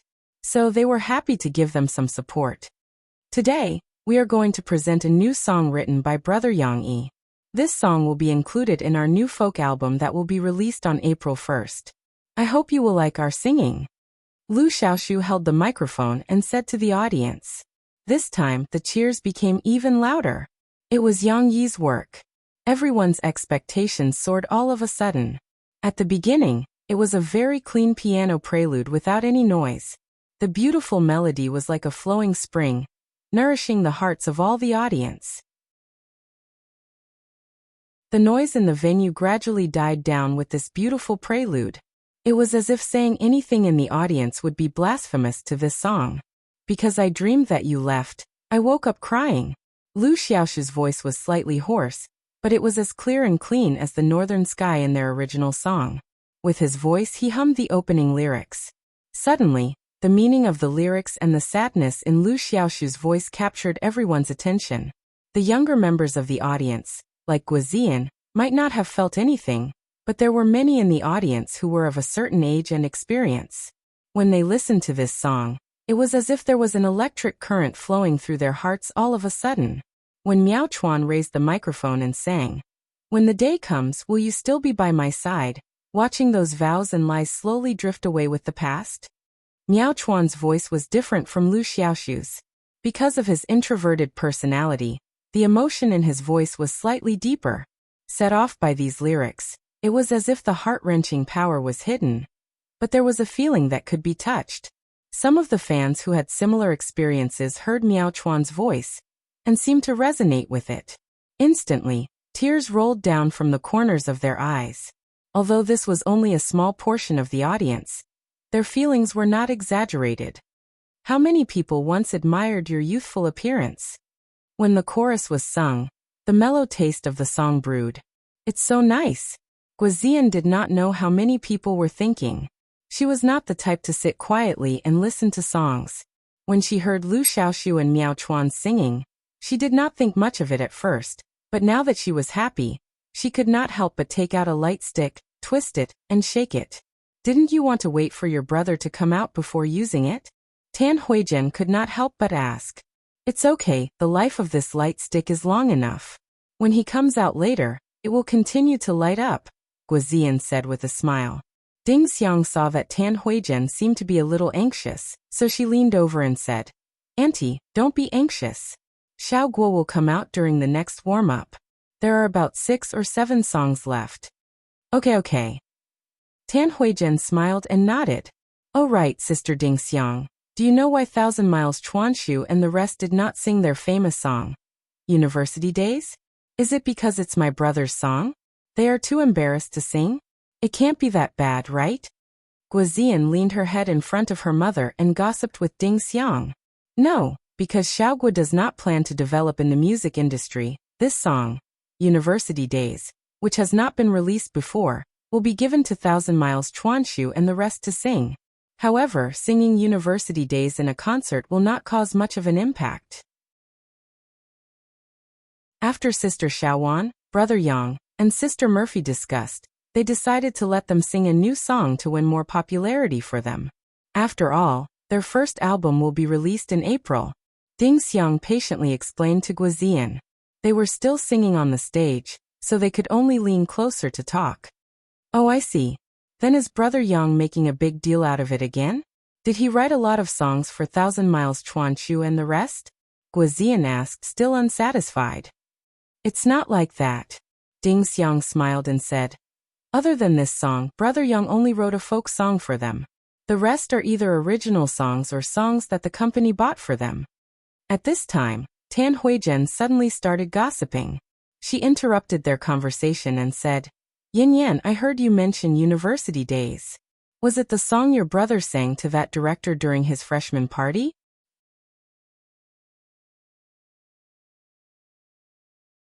Chapter 1035. Mrs. Gui didn't know about the relationship between Guizi and Ding Xiang. She just couldn't help but gossip about her son's past. Luckily, the lights were dim, so she didn't see Guizian and Ding Xiang looking at each other awkwardly. "Mom, how did you know about this?" Guizian couldn't help but ask. Guizi didn't even tell Guizian about this. Of course, Guizian had seen this report on the internet and learned about it herself. She even laughed at Guizi in front of him. This was before she knew about the relationship between Guizi and Ding Xiang. "I saw it on the commemorative CD that your brother brought back for the freshman party. I also learned that the girl he confessed to was the director of Fairy Tale, The Fugitive, and this year's Yuzue. Right? Du Yuanlei? She was indeed his biological mother." Although Tan Huizhen didn't want her son to work in the entertainment industry, she still cared about every one of Guizi's works. She even gossiped to this extent. Guizian felt her hair stand on end. She felt that her mother was almost comparable to a private detective. It seemed that if she wanted to find a boyfriend in the future, she had to do it secretly and find someone who kept a low profile. She couldn't leave any photos or put them at home. Otherwise, her mother might find them. However, talking about this topic in front of Ding Xiang made Guoziyan feel very awkward. Also, as a girl, she could vaguely feel Ding Xiang's disappointment at the moment. Therefore, Guoziyan said, "Mom, don't bring up the past. How many years have passed? My brother was impulsive at that time. He might have made a bet with someone, so he foolishly went to sing university days. But he has nothing to do with that director do. It's just a work collaboration." Tan Huijian smiled and said, "It's good that there's no relationship. I was worried that there would be a relationship. Nowadays, those movies and TV dramas are quite messy.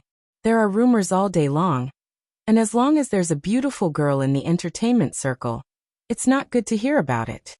She seemed to realize that she was being a little too indiscriminate, so she quickly changed her words and said, "Of course, your brother Yang's family is fine. There aren't many celebrities like them who care about their family. Xiaoding, you have to tell Ziyi often. Oh right, Yang Huan, who is in charge of you, also tell Yang Yi's sister to pay more attention to her image.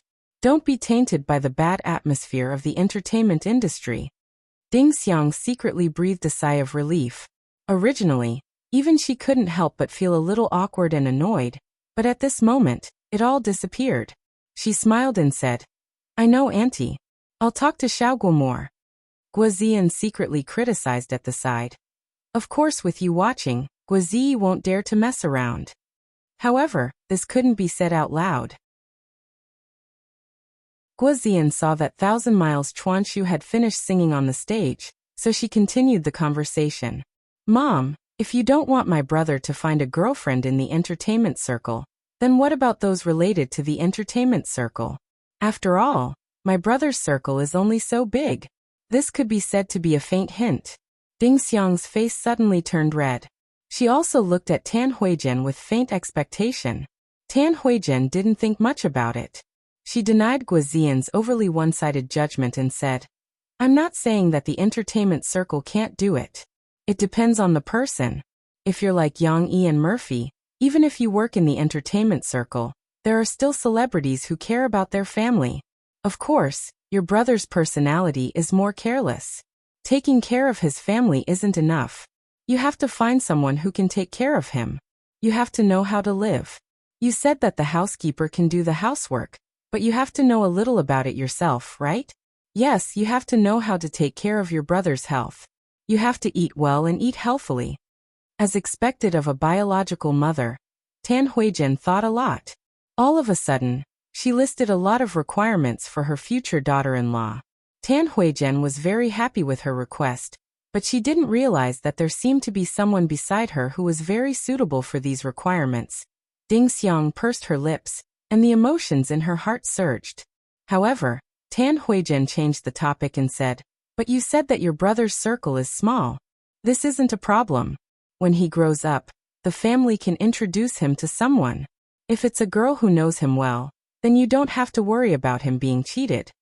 Ding Xiang's eyes couldn't help but darken at these words. Originally, because of Tan Huijian's requirements, the joy in her heart couldn't help but fade a lot. After all, the Guo family was different from ordinary families. Ding Xiang remembered what Yang Yi had said to her before. Guoziyi was working hard on the road of acting now. He was working hard to become a top star with enough ability to fight for a position with his family. She also needed to continue working hard to get more recognition from Guoziyi's family. If a relationship was a matter between two people, then marriage was a matter between two families. It couldn't be said that one owed the other. It could only be said that they supported each other. Guoziyi and Ding Xiang had to continue working hard for their future happiness. The road ahead was heavy and long. Guoziyi went on stage more than half of the concert. The song he sang was, as expected, the song that made him famous, Fairy Tale. In fact, Guoziyan had encouraged Guoziyi to directly sing the song Lilac Girl, P.S. Rong Jiehua's version, when he confessed to Ding Xiang.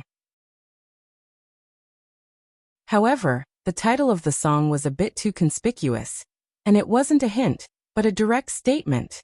Now it seemed that Guoziyi and Yang Yi had a discussion, and it was a very wise choice not to sing Lilac Girl. Previously, when they talked about university days, Guoziyan's mother had already thought of Pian Pian. If he sang Lilac Girl, she was afraid that this matter would really be revealed. The effect of singing Fairy Tale was very good. This song's influence was very wide. The witty Guazi's words of "Let's sing together" immediately aroused the enthusiasm of the live fans. Not only the other audience members, but also Guazian's face was full of excitement. She raised the support sign high and sang loudly, "Since you said you loved me, my sky, the stars have all lit up." Tan Huijin couldn't stand her daughter's enthusiasm. She smiled bitterly and leaned towards Ding Xiang. This daughter was still calm and steady. When Guazi was singing, Murphy went back to the lounge again. This time, she really wanted to have a rest. She sat on the sofa and drank a drink to moisten her throat. Yang Yi massaged Murphy's shoulders to help her get rid of some of her tiredness. He said softly, "You haven't held a concert for several years. How do you feel now?" "Tired." Murphy leaned comfortably on the sofa, raised her head, and smiled at Yang Yi. She said, "But I'm also very happy. I'm still recovering slowly. After singing so many songs, I feel that my whole body is moving again." She was not the only one who was tired. Tong Tong was also tired. The little guy had just watched TV in the lounge for a while. It was the scene of Murphy's singing. Now, Xiao Ruofeng was nestled in its mother's arms, yawning from time to time. Later, when Murphy went to sing, Yang Yi would coax the little guy to sleep. She was in high spirits. She sat on the other side of the sofa and hugged her mother's arm. She looked very dependent. However, the little girl was different from Tong Tong. She rolled her beautiful big eyes. Obviously, she had other plans. When her mother and father stopped talking, she giggled and took over the topic. "Mom, when you came back to change clothes, I was still on the phone with Little Fish." "I know. You also said that you didn't want to go to my concert." Murphy said sourly. "No, I'm not talking about that." She had wanted to tell her mother about it earlier, but she missed the opportunity when she was on the phone. At this time, she had been holding back for a long time before she seized the opportunity to talk. Therefore, the little girl giggled and forcibly changed the topic. "Mom, do you know what I said to Little Fish?" "What did you say?" Murphy could not find a way to vent her jealousy. She could only gloomily follow Shishi's words and ask, "It's a very interesting thing. I thought it wouldn't work, but later, it suddenly became possible because Little Fishy helped." Cece beamed with joy as she said, "Mama, do you know what it is? Let me tell you." She was still showing off. Murphy looked helplessly at the sky and then at Yang Yi. "Are you still going to control your daughter?"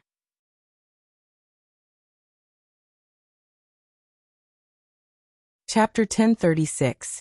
At Murphy's concert, Yang Yi did not sing any new songs.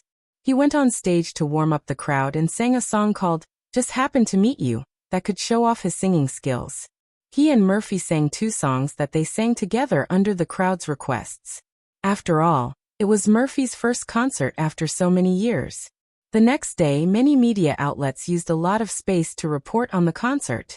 However, some media outlets expressed that Murphy's intention to promote Qianli Chuanshu's duo was too obvious based on the live audience's reaction. Of course, Qianli Chuanshu's performance of "With You Forever" by Yang Yi was enough to shock the entire entertainment industry. After watching the live video, many people expressed that they would definitely buy and support the song when it was released.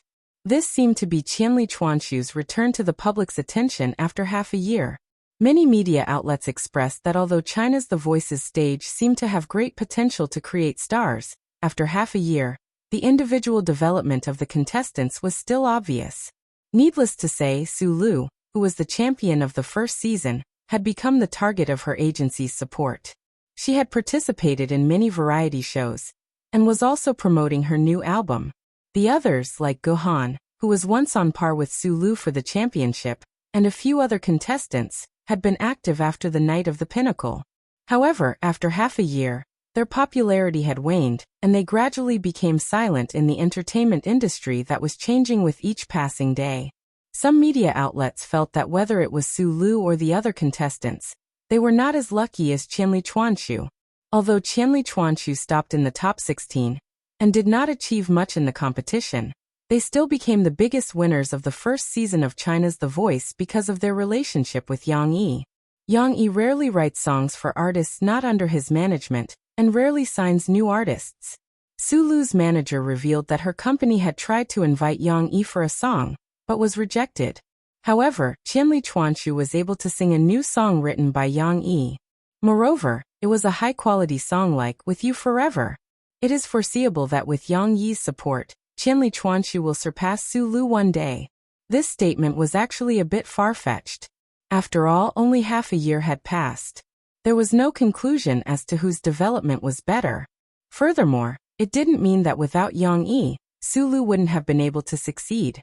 There were still so many outstanding songwriters in the Chinese music industry. As long as Sulu's company was willing to fork out money and effort, there was no need to worry that Sulu wouldn't continue to be popular. What's more, Sulu's singing path was wider than Thousand Miles Creek trees. She could sing any song and could grasp any genre. On the other hand, Thousand Miles Creek Tree was a folk singer. This path was destined to be lonely and niche. In the future, it was hard to say who would be more popular. After the first concert, Murphy was given a short break.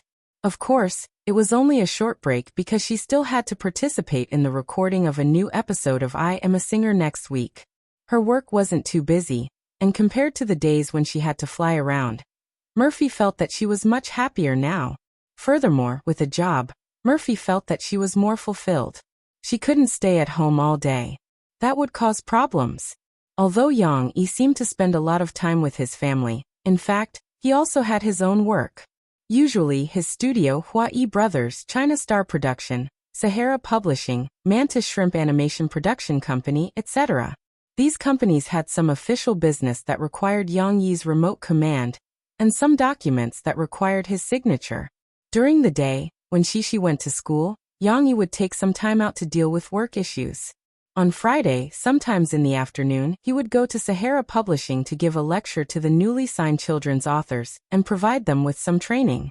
Therefore, Murphy used to feel that Yang Yi's life was more fulfilling than hers. Now she could be considered to have found a balance between her life and work. She could sing the songs she liked and accompany Shishi and Tong Tong. She was in a very good mood this weekend. The day after the concert, which was the last day of the weekend, she took over Yang Yi's position with great interest and personally led Shishi and Tong Tong to play a game. Today, we are playing a game called ball toss. Do you see the few iron buckets under the drying rack? In a while, we will throw small balls into these iron buckets. Whoever throws the most balls will win. In the sunny courtyard, Murphy stood on the fertile lawn and explained the rules of the game to Shishi and Tong Tong. Yang Yi stood next to the drying rack that was moved from under the eaves. He pointed at the iron buckets of different sizes and explained with a smile. Everyone will have a different target. Huahua will throw the biggest one, Shishi will throw this one, and Mom will throw the smallest one. These simple props were, of course, made by Yang Yi himself. He used milk powder cans of different sizes, drilled 2 holes, and hung them up with ropes. The big ones could cover Shishi's small head, and the small ones were small and shallow, making people feel that if the small balls were thrown in, they might pop out. Naturally, according to the difficulty level, the hardest small bucket was given to Murphy, and the clumsy Tong Tong was given to the easiest big bucket to throw. However, Yang Yi's interruption caused Murphy to be dissatisfied. Today was a rare day that she wanted to actively perform. Yang Yi, this bad guy, why did he always like to steal the limelight? Papa, don't talk. If you want to watch the game, just stand aside and watch quietly, Murphy said angrily. Yang Yi smiled and shook his head. He honestly acted as the referee for today's game. Today, Murphy wanted to save some points in front of her daughter, so she insisted that he play with the children. Therefore, Yang Yi designed such a game for her. However, she still cared about her father. She said sweetly, "Hee Papa, you can play later. We will compete with Mom, and then you can compete with us." The little girl thought that her father also wanted to play with them, but because there were not enough buckets, he gave up his seat. It doesn't matter. Papa is thinking about other problems now. You can play with Mom, Yang Yi said with a smile. Papa, what are you thinking about?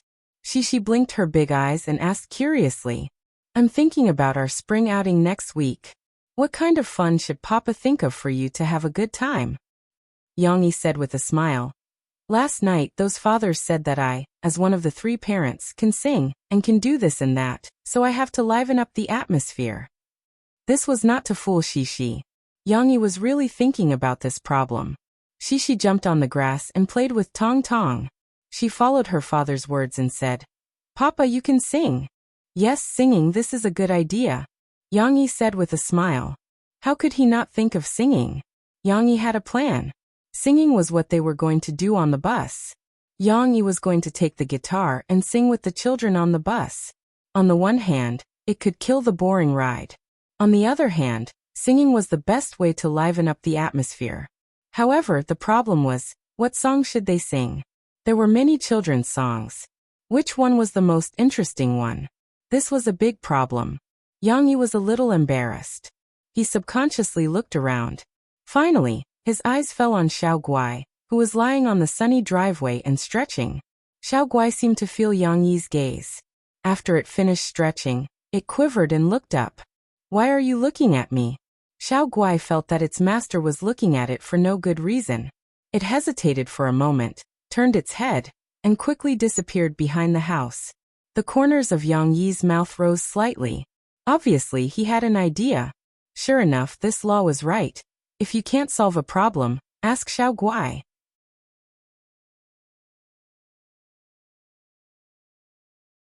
Chapter 1037.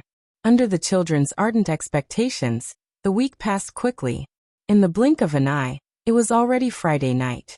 Because they had to leave early the next day, Yang Yi had to start packing in advance tonight. Except for lunch, he had to take all the things for tomorrow. In the bright living room, Yang Yi pointed to 2 small backpacks and said to Shishi and Lan Xian, who came with them, This is Shishi's backpack, and this is Xian Air's backpack. Lan Xian asked puzzledly, Papa Yang, why do we have to carry backpacks? Because you have to bring some essential items for the spring outing, Yang Yi said with a smile. Lan Xian blinked, pointed to the large suitcase next to her, and said, But you also have a bag. You can help us carry it. When my father and I go on a trip, we don't need to carry anything for us. What was the use of having a father if they had to carry their own backpack when they went on a trip? It seemed that there was nothing wrong with this. Shishi was also moved by Lan Xian's words. She giggled and nodded in agreement. Yeah, I didn't take anything either.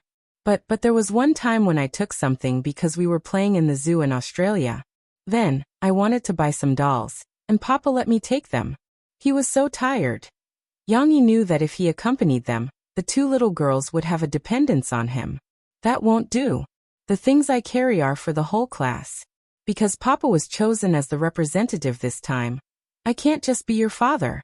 I have to take care of the other children who don't have a father with them. Yang Yi patiently explained. So this spring outing is like an experience. Just pretend that I'm not with you. Learn to take care of yourself with the other children. Take the things that your teacher said every child should bring, and then play happily. What about Papa? Shishi looked up in confusion. Daddy is right behind you. I'll be your safest shield. Yang Yi clenched his fists and said encouragingly, When you feel uneasy, turn around and look at your father. Then you can continue to play with your classmates with peace of mind, right? Alright then. Although Cece still didn't understand the difference, she still inexplicably felt that her father's words made sense. Then, she would do as her father said. Lan Xian was still a little reluctant, and she muttered softly, But how tiring would that be? He had a lot of things to carry. So heavy. Usually, when she went to school with her backpack, it was only a short walk from the moment she got off the car to the moment she walked into the classroom. Lan Xian felt that it was very hard for her. No, you won't. Look, the 2 school bags I prepared for you are very small, light and soft. Yang Yi smiled and said, Also, you don't have to bring a lot of things. Look, this new kettle can be kept warm. Just press it and pour the warm water over the lid.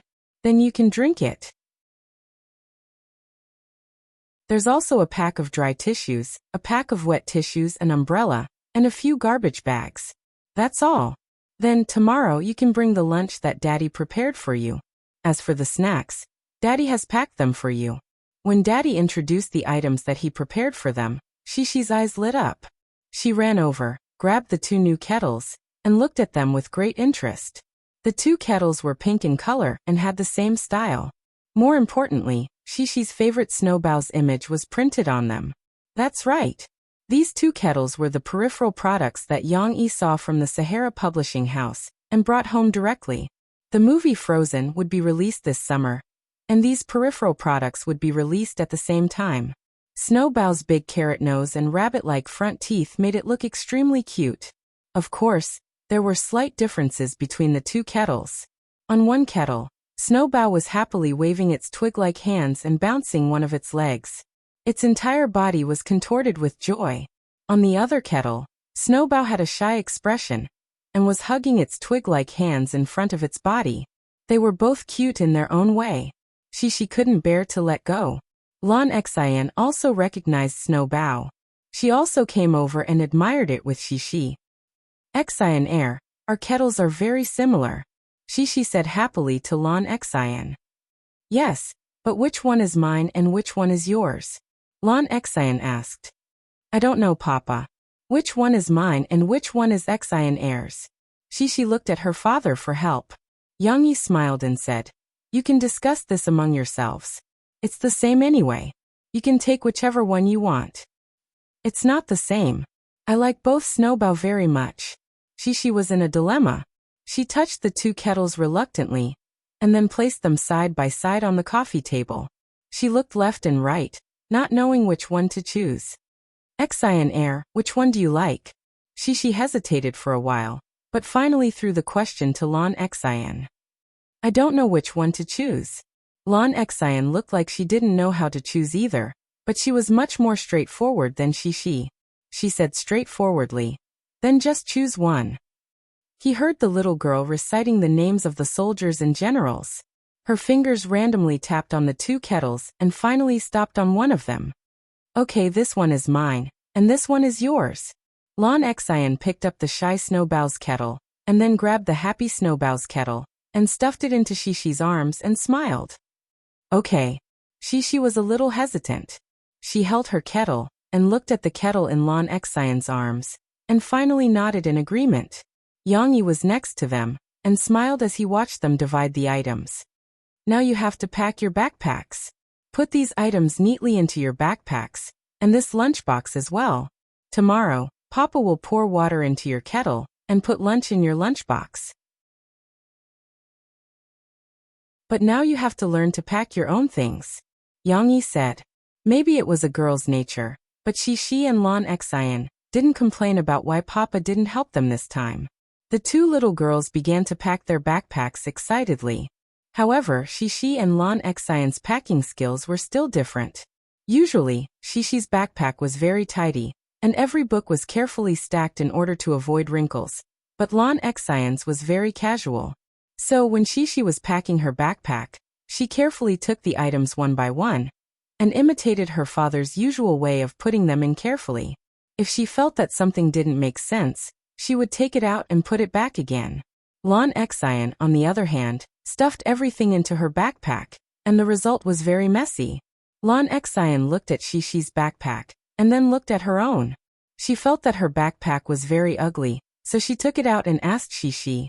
Shishi packed her backpack, and from time to time, she turned her head and turned around to give Lan Xian some pointers. She even helped the clumsy Lan Xian to sort out the items in her backpack. Yang Yi, on the side, looked at the two little girls discussing in full swing, and couldn't help but show a kind smile like an old father. His hands were not idle. He packed his big suitcase for a while, and put in some handmade candies and snacks that he made in the past 2 days.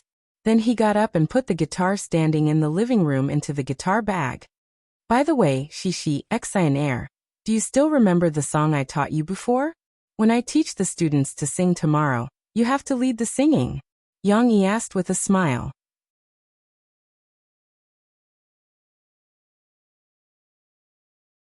Chapter 1038. Ha ha ha ha. A childish giggle seemed to break the silence in the bedroom. Then, a moderate vibration came from the bed, which finally woke Shishi up from her half-asleep state. The little girl raised her head that was covered by her fluffy hair, squinted her sleepy eyes, and looked at Tong Tong, who was giggling and staggering on her bed. Big sister, go to sleep.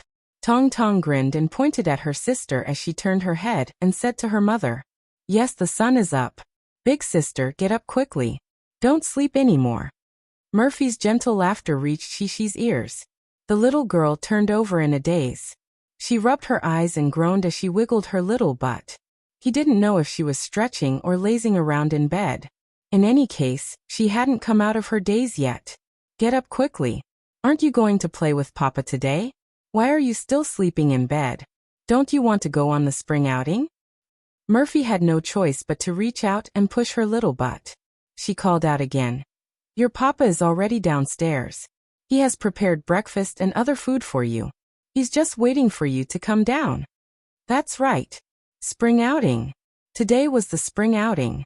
Hearing the key words, the spring outing that she had been thinking about day and night and had been waiting for a week, she suddenly woke up. The little girl cried out, Aya. She hurriedly lifted the little blanket and lay on the bed like a gecko. However, she twisted her body in the direction behind her. First, her little feet slipped down, and her stomach was on the bed. When she stepped on the ground, she pushed the blanket under her stomach and stood up. After Cece brushed her teeth and washed her face, Mo Fei folded the quilt for her, and also went over to help her tidy up her hair and tie it into a beautiful hairstyle. Only then did the little girl, who had fluffy hair and sleepy face just now, went downstairs to have breakfast with a new look. Lon Xian also came over. Because she was going out to play today, she actually didn't laze in bed and woke up very early.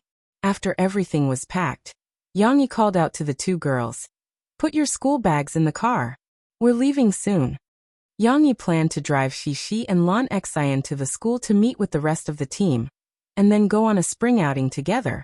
But what was worth pondering was that their route today was actually still to play in Tingshan District. In other words, they would set off from Tingshan District and go to Wuhu District to take the bus with the rest of the group to Tingshan District for a spring outing. Then in the afternoon, they would return from Tingshan District to the school in Wuhu District. Finally, Yang Yi would drive the two children back to Tingshan District. From the perspective of intelligence, this was indeed a very stupid idea. It would be better to just go to the destination and wait for the main force to arrive. However, wasn't the spring outing just going out to play with her classmates? The journey in between was actually part of the spring outing. Yang Yi was willing to work harder than to let Shishi and Lon Xian leave the group and go on their own. However, just as Shishi and Lon Xian were happily putting their lunch boxes into their school bags and preparing to carry them to the car, Tong Tong strolled over and noticed what his sisters were doing. The little fellow seemed to have sensed something as he opened his big round eyes and stared at the two sisters. Following that, he moved his short legs and eagerly followed behind the two sisters as he stepped out of the door barefooted. Luckily, Tong Tong's movements were noticed by Murphy. She quickly chased after them and saw Tong Tong standing behind the Humvee, staring blankly at his two sisters putting their school bags in the trunk. Where are you going? Murphy smiled and picked up the little guy. Tell Mom. What are you going to do? Tong Tong looked stupid, but he was not stupid at all. The little guy put one hand on his mother's shoulder and pointed at his sisters with the other. He pouted and said, Take the car. You can't take the car. Murphy smiled. Yes, I want to take the car. Tong Tong did not understand why his mother said that, but he insisted. Yang Yi was adjusting the settings in the back seat when he overheard the conversation between Tong Tong and Murphy. He got up and asked Shishi and Lon Xian to move aside. He closed the trunk door and walked over. He smiled and gently touched the little guy's tender little face. Next time, Daddy will take you to the car. Yeah, my sisters have something else to do today. Next time. Murphy said. Sister, I want to play. I want to play. I want to play with sister. Little Momo had heard his sister's conversation today and knew that his sisters were going to play. He was a little anxious and aggrieved as he twisted in his mother's arms. He pointed at his sisters and cried out in a sobbing tone. Tong Tong, who was 1 year and 4 months old, could barely speak coherently. Although his vocabulary was still limited, he tried very hard to express himself. His sister was going to play, so he wanted to play with his sister. The little guy already had a little temper. If things did not go his way, he would probably cry and make a fuss. Shishi and Lan Xian looked at each other for a while. She hesitated and whispered, Papa, why don't we take little brother to play with us? Little Fuchen, on the other hand, understood that his elder sister was pleading for him. His sad little face seemed to have some joy as he looked at his elder sister with smiling eyes. It was as if he felt that his elder sister's words would be effective. He was going to play with his sister. Yang Yi was happy. He rubbed Shishi's little head and asked, If you take little brother with you, what about your mother? Will she be alone at home? Mom. Then let's go with Mom. Shishi said casually, but she soon thought of a problem. Hey, but only 3 parents can go with us. Mom can't go. What should we do? What about Mom? Mom can only stay at home alone. Murphy looked at Shishi and muttered in her heart. No, we can't be special. This is the school's spring outing. How can we take so many people with us? Yang Yi explained to Cici in a soft voice. Although Dad also wants to take Mom and brother out to play, we can only wait until next time or find a free time for the whole family to go out and play together. Then what about little brother? Shishi asked concernedly. In fact, Shishi didn't need to worry. Murphy still had a way. She pulled Tong Tong's arm and said softly, Okay, we don't need to go out with our sister today. Mom will take you shopping today. Let's go shopping with Auntie Shawan, okay? Murphy wasn't fooling Tong Tong. She really wanted to go shopping with Mo Shawan. They were going to a luxury shopping mall. There were fewer people there, and the shops would give them a certain amount of protection, so it wouldn't be easy to be surrounded. My husband is taking our daughter to the school's spring outing. Why should we wait at home? We also want to have an exciting time. Murphy thought in her heart. According to past experiences, Tong Tong loved shopping. It wasn't that he wanted to buy things, but he just wanted to play in the mall. There were so many new things that could broaden his horizons. Sure enough, after hearing his mother's words, Tong Tong made a comparison. On one side, he admired his sister who always knew a lot of things. On the other side, he had his mother, who he loved the most. On the other side, he had a rich and exciting shopping experience in his mind. The little boy finally gave in. He didn't insist. He retracted his little hand that was pointing at his sister, and happily clapped with his mother. He tried hard to pronounce the words that he couldn't pronounce properly. Third cut. Shangzhang. When Yang Yi saw that Murphy had persuaded Tong Tong, he smiled and whispered to the 2 girls, let's go before Mommy changes her mind. Otherwise, we won't be able to leave later.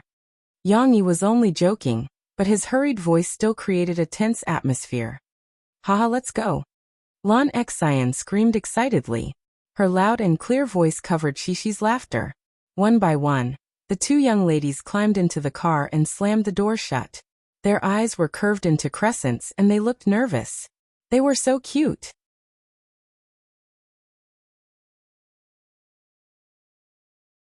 Chapter 1039. Wow, little fishy, you're wearing a dress. In the noisy campus environment, Shishi's cheerful voice was like a small pebble thrown into the sea, unable to cause many waves. Lu Xiaoyu happily held the corner of her dress and twirled in front of Shishi to show her little friend her little dress. However, she still looked at Shishi, who was wearing a t-shirt and casual pants, with some regret. She complained, Shishi, why aren't you and Xianair wearing skirts? Because my papa said that we're going to play outside, and it's not convenient to wear skirts. Shishi blinked and then remembered. Oh right, little fishy, you're wearing a skirt. What are you going to do? Lu Xiaoyu looked down at her own skirt, and when she raised her head to look at Shishi again, she was at a loss. They couldn't come to a conclusion on this topic, so after a while, Shishi and Lu Xiaoyu changed the topic. The little girl happily turned her small backpack in front of her, and carried it close to her chest. Then, she unzipped it and took out her snow bao kettle to show Lu Xiaoyu. Little fishy, look, this is my kettle. This is Sister Aisha's good friend Snow Bao. Don't you think it's very cute? Shishi said happily to Lu Xiaoyu. Wow, you have a new kettle. I love this color, and it's very cute too. Lu Xiaoyu said excitedly, her eyes shining. Little fishy, let me tell you, Xianair has one too. Shishi giggled and said to Lu Xiaoyu, who was holding her kettle. Her kettle is the same as mine, but Snowbow is different. Just talking about it wasn't enough, so Shishi squeezed to Lan Xian's side with Lu Xiaoyu and asked her to show them the kettle. Lan Xian's attention was elsewhere. She turned around a little absent-mindedly and showed her small backpack to Shishi so that she could take it herself. Cici didn't mind at all. She was close to Lanxin as if they were the same person. She opened the zipper of Lanxin's bag with ease, took out the water bottle, and began chatting with Lu Xiaoyu. Lan Xian's gaze fell on Yang Yi. No, it should be said that it landed on the large luggage bag that Yang Yi was carrying. Lan Xian had seen it with her own eyes. This morning Mr. Yang kept stuffing a lot of delicious food into it. At this time, Yang Yi was talking with the other two parents and teacher Li Ruolin. The other two parents were called Jian Liyuan and Hongjun. Hongjun was a thin man, but he was quite enthusiastic. He even wanted to help Yang Yi carry the large luggage. Of course, he couldn't carry it. After trying, he was shocked by Yang Yi's strength. It's just a spring outing. We're going out to play for a day. Why do you have to bring so many things? Jian Liyuan asked, puzzled. Yang Yi unzipped the bag and showed them the bags of snacks. He smiled and said, I usually make some snacks for the children at home. The children who came to play at our house before, like Lu Xiaoyu and the others, all said that they were delicious, so I thought that I would bring some for the children in the class to try. It was actually handmade snacks. Jian Liyuan and Hongjun sighed. It's really hard to believe. You're a big star, but everyone thinks that you're a chef's father. Haha, I like this title more. Yang Yi laughed. While they were talking, parents kept sending their children to gather. Li Ruolin was also busy talking to them and counting the number of people. At this time, the children who had let go of their schoolwork finally revealed their naive and lively personalities. One by one, they jumped up and down, chattering away. The whole square was filled with the cheerful laughter of children from the first to third grades. Some of the children were braver, like Chen Yuxuan. Under the encouragement of the other children, he mustered up his courage and approached the adults. Uncle, what is this? Chen Yuxuan raised his head and asked in a hoarse voice. He was pointing at the guitar bag on Yang Yi's back. This. Yang Yi smiled. However, before he could answer, a child next to him interrupted. Wang Lele had just been sent over by his father, and was standing next to him. He felt that he had seen it before and said excitedly, I know, this is a gun. There are many parts inside, and when assembled, it can become a very long sniper rifle. I've seen it in movies. Hearing Wang Lele's words, Chen Yuxuan was surprised and pleasantly surprised. His eyes widened, and he looked at Yang Yi's guitar bag with anticipation. It was as if he could really see a big gun inside. There's really a gun? After hearing this, more boys excitedly gathered around. They seemed to have forgotten their fear of the tall and big Yang Yi. Yang Yi listened to these children's naive words and couldn't help but laugh. How can it be a gun? Who would bring a gun to a spring outing? Yang Yi smiled and patted Wang Lele's head. This is a guitar. Oh, I also know about the guitar. Wang Lele continued to excitedly explain to the other students, as if he was showing off his knowledge. Just as Yang Yi was surrounded by a group of curious boys, Shishi squeezed over with Lu Xiaoyu. She pulled the shoulder strap of her backpack with one hand, and held her father's hand with the other. She excitedly said, Papa, little fishy also wants a kettle. Do we still have Snowbow's kettle? This way, little fishy me and Air will all have a good-looking kettle. Lu Xiaoyu, who was beside her little friend, nodded her little head and looked at Yang Yi expectantly. A kettle? That will have to wait until next week. Uncle doesn't have one now. Next week, I'll ask Shishi to bring it to school for you, okay? Yang Yi looked at Lu Xiaoyu and said with a smile. Okay. Thank you, Uncle. Lu Xiaoyu nodded obediently.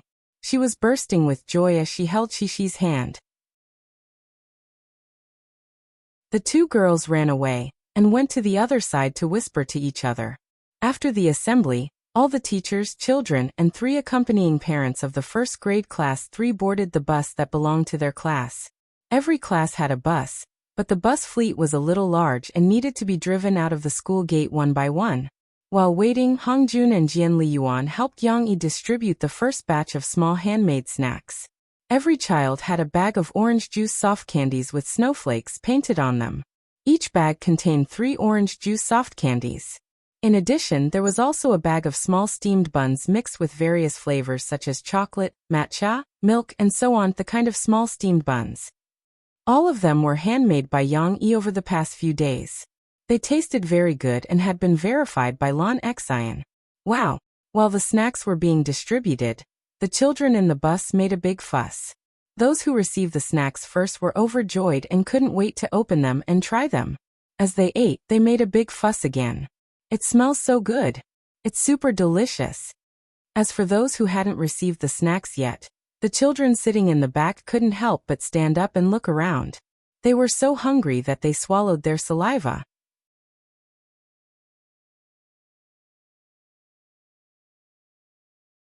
Chapter 1040.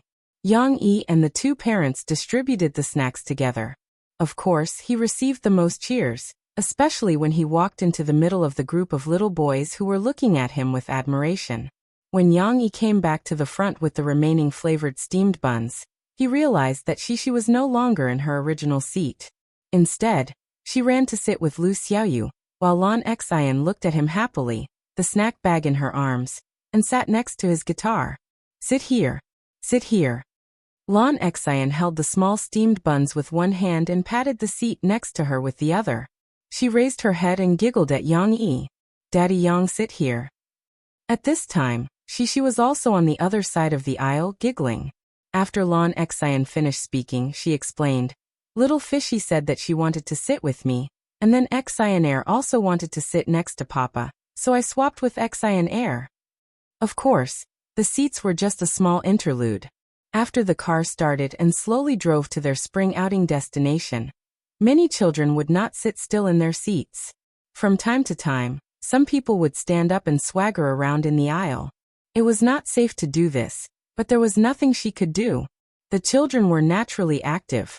Li Ruolin anxiously told Hong Jun and Jian Li Yuan, who were sitting in the middle of the children, a few times, but she still could not stop these little fellows who had been awakened by the spring outing. At this time, she had to find something else to divert their enthusiasm.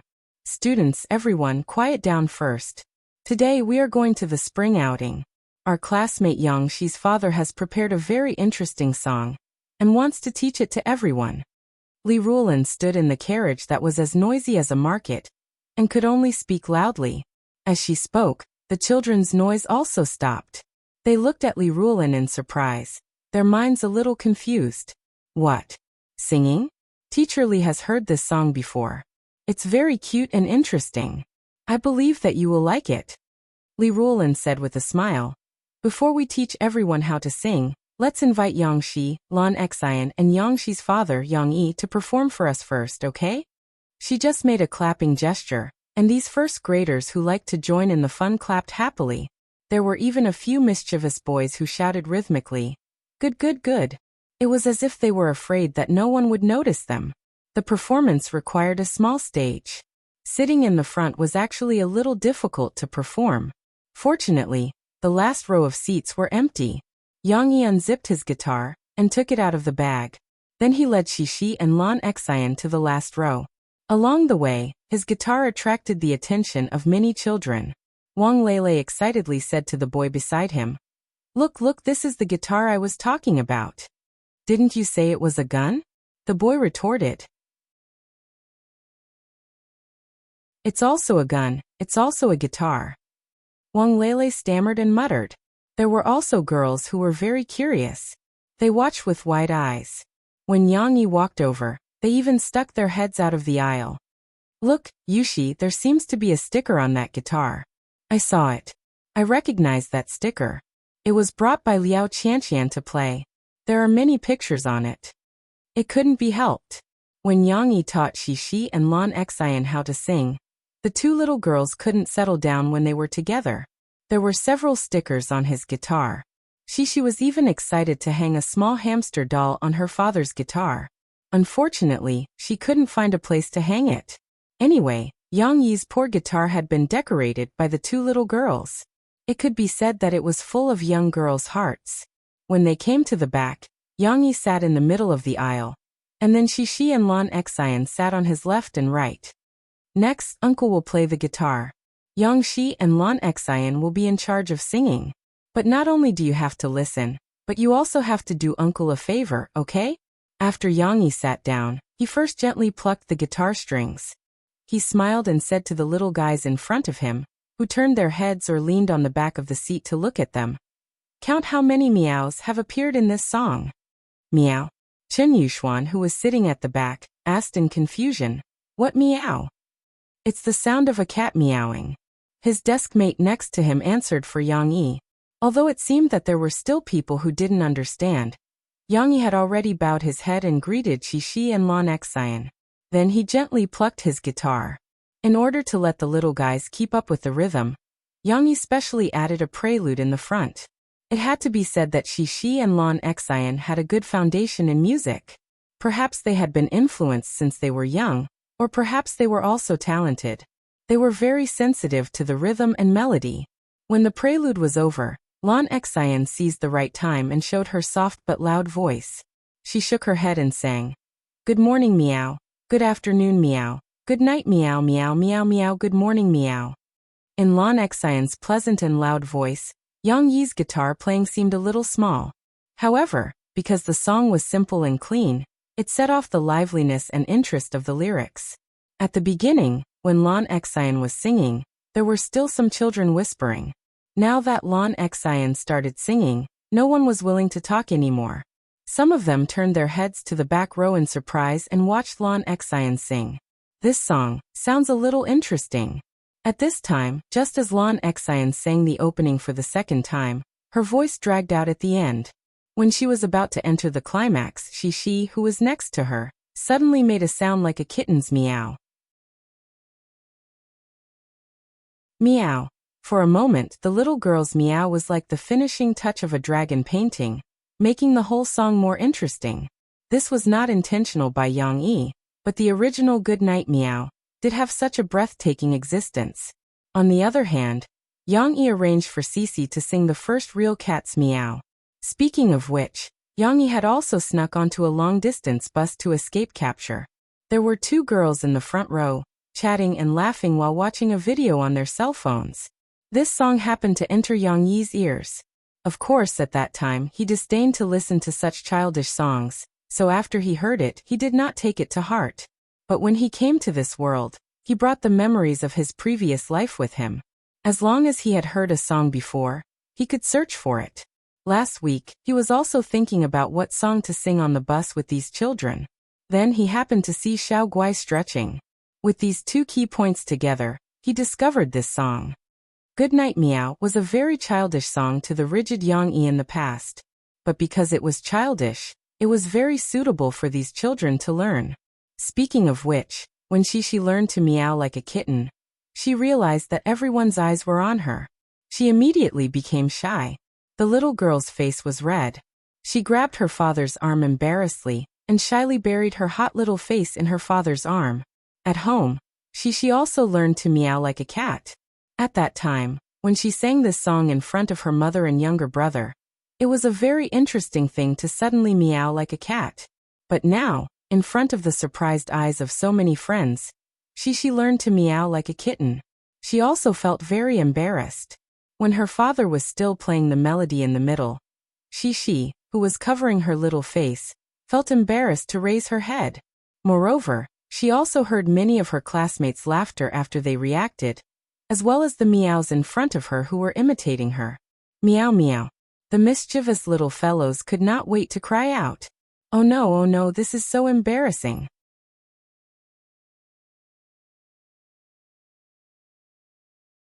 Chapter 1041. Students, please wait a moment. The song isn't over yet. Let Lan Xian finish the song first, okay? Li Rulin stood up to maintain order when she saw that the little ones were meowing so loudly that their voices drowned out the sound of the guitar. Upon hearing this, Lan Xian hurriedly craned her neck and shouted, No, I'm not singing here. It's Cici's turn. Yang Yi slowed down the rhythm a little, and gently plucked the strings with his fingers. At the same time, he moved his right arm and shook Cici, who was still acting like an ostrich. He smiled and said, Hurry up, it's your turn to sing. No one is laughing at you. Shishi raised her head. Her face was a little red, and she giggled with her father, feeling a little embarrassed. Yang Yi's voice was very gentle. He said softly, "Come, let's play that part again. When I play Sasomi, you have to start singing, okay?" Shishi looked at her father's encouraging eyes and nodded. Since it was the first time everyone was listening to it, and they were all children, there was no need to be so particular about it. Yang Yi played the song between the main song and the chorus again. In fact, Shishi was only shy for a while, and it quickly passed. Shishi, who had been on stage several times and had seen many big scenes, was not easily frightened. She listened to her father's guitar melody, and the expression on her little face became serious. Finally, Shishi began to sing as her father gently nodded his head. "I like your smile and the naughty corners of your mouth. The afternoon sun shines through your hair. I want the whole world to stop at this second, to accompany you, to forget the world." When Shishi sang, the bus quieted down again.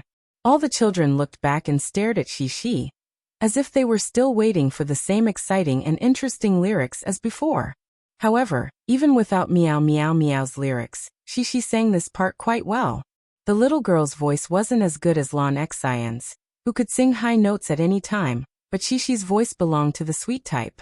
Listening to her singing the lyrics softly with a low voice, there seemed to be a kind of poetic beauty trickling down. The children might not be able to tell the difference, but they understood the lyrics. They also saw that in the back seat, the slanted morning sun outside the car shone in through the car window and fell on Cece's hair.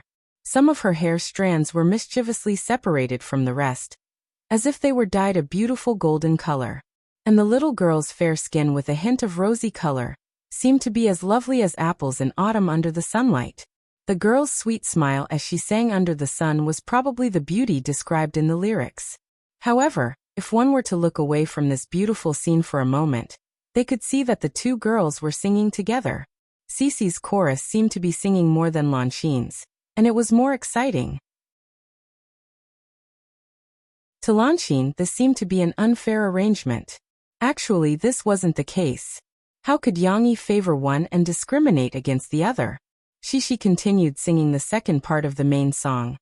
"Good morning, meow, good afternoon, meow." It was like a cycle, and this time, it was Lan Xian's turn to imitate a cat's meow. Meow. Lan Xian wasn't as shy as Shishi.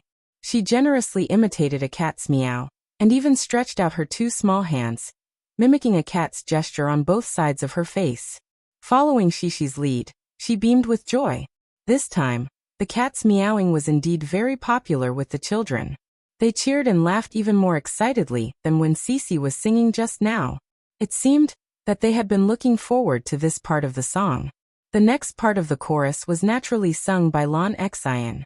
After Lan Xian finished singing, under Li Ruolan's reminder, the children and parents in the car all applauded the two little girls. "Is it nice?" Li Ruolan asked with a smile. There was another wave of nice cries in unison. "Do you want to learn?" Li Ruolan continued to encourage. Yes. Many children shouted excitedly. However, there were also people who caused trouble. For example, Chen Yuxuan raised his arm high and shouted, "I don't want to. I already know how to sing." Perhaps, this was just a performance of a little boy who wanted to be in the limelight. When Li Ruolan asked him to try singing, he stood in his position and held it in for a long time. Finally, he called out, "Meow." He was still weak, making the boys next to him look at him and laugh out loud. Okay, let's learn how to sing seriously. It's rare to have Yang Yi's father teach you how to sing today. This opportunity is very precious. You have to cherish it." Li Ruolan smiled and gave the stage to Yang Yi. However, Yang Yi didn't plan to teach himself. After all, another parent of the three parents in front of him, Jian Liyuan, was smiling. She held her phone and sat in the front row, taking photos and videos behind her. Although she might just want to record it as a souvenir for her son in the future, and see how he sang with a big star, Yang Yi didn't want to sing "Good Night Meow" in front of others. How awkward would it be to ask a big, burly man to sing such a cute song? "Come, Shishi, Xian, you've already learned how to sing. Now, it's your turn to try and teach your classmates how to sing." Yang Yi said with a smile as he plucked the guitar strings and repeatedly played the melody of the first sentence. Lan Xian heard Yang Yi mention her and Shishi. She blinked and didn't say anything. Shishi was more active. Under her father's call, she tried her best to speak. And she was afraid that no one could hear her, so she raised her voice a lot. It's here to sing good morning meow, good afternoon meow, and good night meow. Good morning, good afternoon, and good night are all things that everyone knows how to say. Shishi was a teacher for the first time. She tried hard to think of how to say it, but the little girl's vocabulary was obviously a little lacking. Yang Yi didn't make things too difficult for Shishi.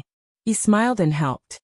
How about this? I'll let Shishi sing this part first. If everyone already understands it, then gently hum along with Shishi's voice. Children who don't know how to sing can listen first, then we'll sing together later, okay? While Yang Yi and Shishi were trying hard to teach the other children how to sing, Lan Xian's eyes darted around.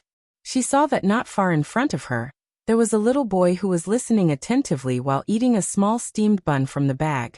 That's right. My small steamed bun. Lan Xian remembered that her small steamed bun and orange jelly candy were still in their original positions. She was busy singing just now, so she left them there casually. How could she forget? How could she leave it there all alone? What if someone sat on it and ruined it? What if someone ate it secretly? And she really wanted to eat it now. Driven by this thought, Lan Xian couldn't help but stand up. She held onto the back of the chair in front of her and squeezed her butt against Yang Yi's knee. Little by little she rubbed outside. Where are you going? Yang Yi quickly pulled Lan Xian back. Papa Yang, I want to get my snacks. Lan Xian looked at Yang Yi eagerly and mumbled. Yang Yi still knew Lan Xian's personality. He couldn't help but smile and say, I'll help you get them. You sit here and don't move. The bus is running, so it's not safe to walk around. Yang Yi paused for a moment and let the children practice. Good morning meow, good afternoon meow a few times. He went to get the snacks in the front row, and also brought Lan Xian and Shishi's small backpacks. Whether it was Lan Xian eating snacks or Shishi teaching everyone singing, it was easy to get thirsty. Yang Yi had to remind them to drink more water. Of course, he also brought Lu Xiaoyu, who was sitting alone in the front row. Lu Xiaoyu couldn't wait to squeeze into the innermost row and sit side by side with Shishi. This was just a small interlude. Soon, the bus of the first grade class 3 rang out with the children's pleasant singing. In the spring morning, the sun shone brightly and the flowers lining the road were tender and beautiful. The bus drove along the long road, and the spring breeze mixed with the singing and fragrance of the flowers drifted for 10 miles. However, it couldn't compare to the smiles on the faces of Shishi and her friends in the bus. It was so beautiful that it made people crazy.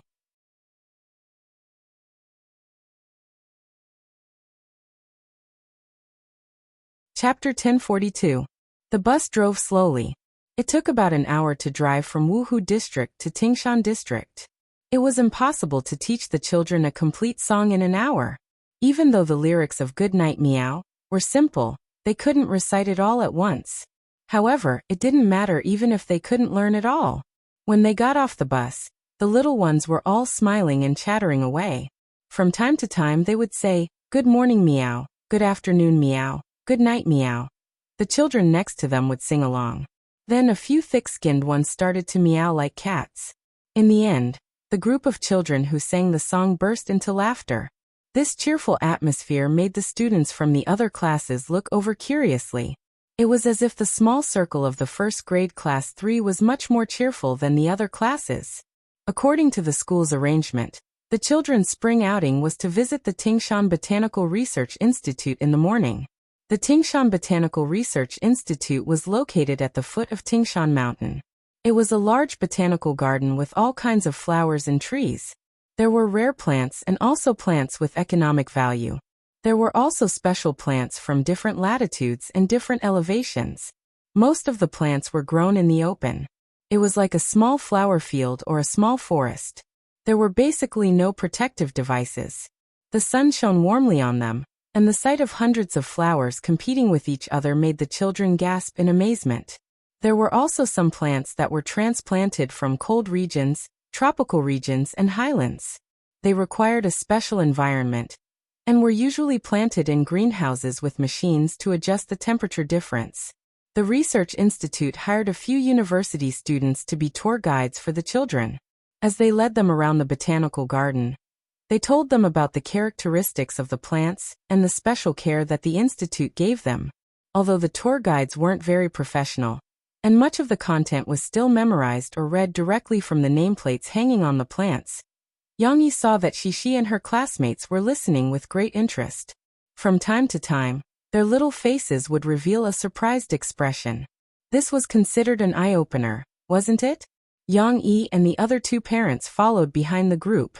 At this time, they basically had no sense of presence, because the little ones were busy looking left and right, with so many flowers and trees that they had never seen before waiting for them. How could they care about anything else? Unlike the other two parents, Yang-yi didn't listen to the explanation like a curious baby. Instead, he quietly took out his camera and took a few beautiful photos of Shishi, who was looking up at the peach blossoms or other plants. There was no need to elaborate on the process of the visit in the morning. The only thing that Yang-yi found interesting was that at around 10 o'clock in the morning, Shishi was holding hands with Lan Xian and Lu Xiaoyu, walking side by side in the field. At this time, Chen Yuxuan approached them. When Yang-yi saw it, he couldn't help but raise his eyebrows. Shishi, I want to ask you a question. The little boy's voice became more and more hoarse compared to this morning. He probably shouted a lot along the way, and now he was using a lot of strength to speak. Well, what question do you want to ask me? Shishi turned around curiously. That's right. Has your father always been so cool? Chen Yuxuan asked. Shishi tilted her head, as if trying to understand what he was talking about. What was cool? However, the little girl still fully agreed with Chen Yuxuan's praise. She couldn't understand, so she simply stopped thinking about it. She smiled and said proudly, Yes, my papa is super cool. I also like him very much. He can actually play the guitar. Chen Yuxuan tried to shout and make a weak voice. My brother also has a guitar, but he can't play it. Your father is too amazing. Of course, her father is a singer. Lan Xian, who was at the side, stole Shishi's words and said to Chen Yuxuan with some pride. This was just a small episode, but after Yang-yi's performance in the car, many children in the first grade class 3 were interested in him. Even the little boys who thought that he was very tall and scary at the beginning had long forgotten their initial impression of him. They only felt that this Uncle Yang was very approachable and very interesting. At noon, when everyone was on the lawn outside the Institute of Botany, spread out small cushions and prepared to have a simple lunch together, the children came to Yang-yi one after another. Uncle Yang, can you help me open the bottle cap? I can't open it. Wang Lele was the first. The skinny little boy had a sad face and could only ask for help from Uncle Yang-yi, who he thought should be very powerful. Of course.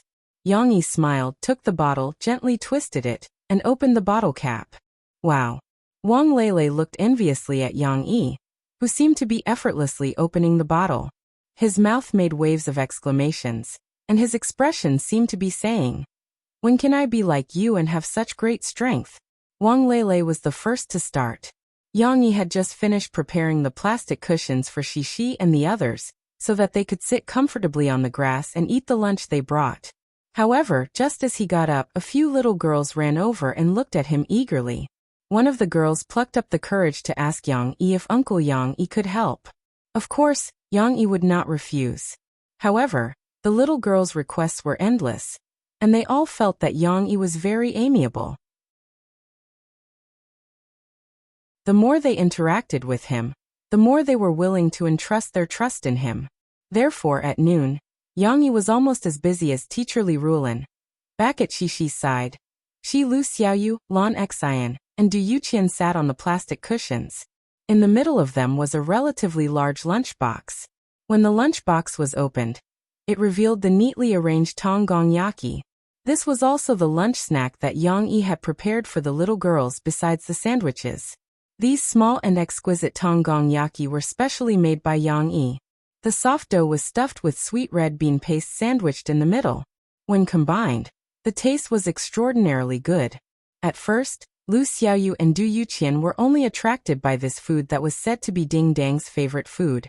After tasting the first piece, they wanted to throw away their lunch. It's so delicious.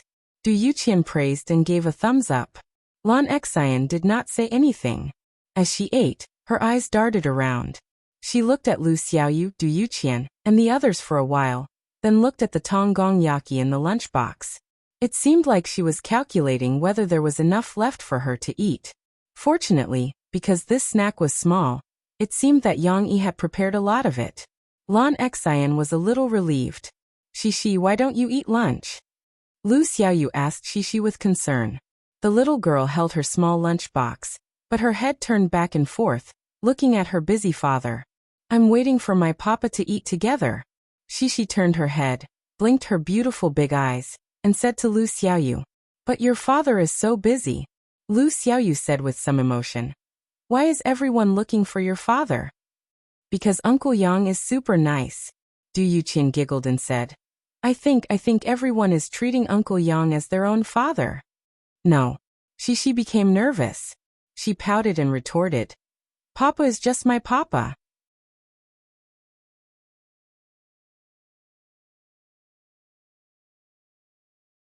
Chapter 1043.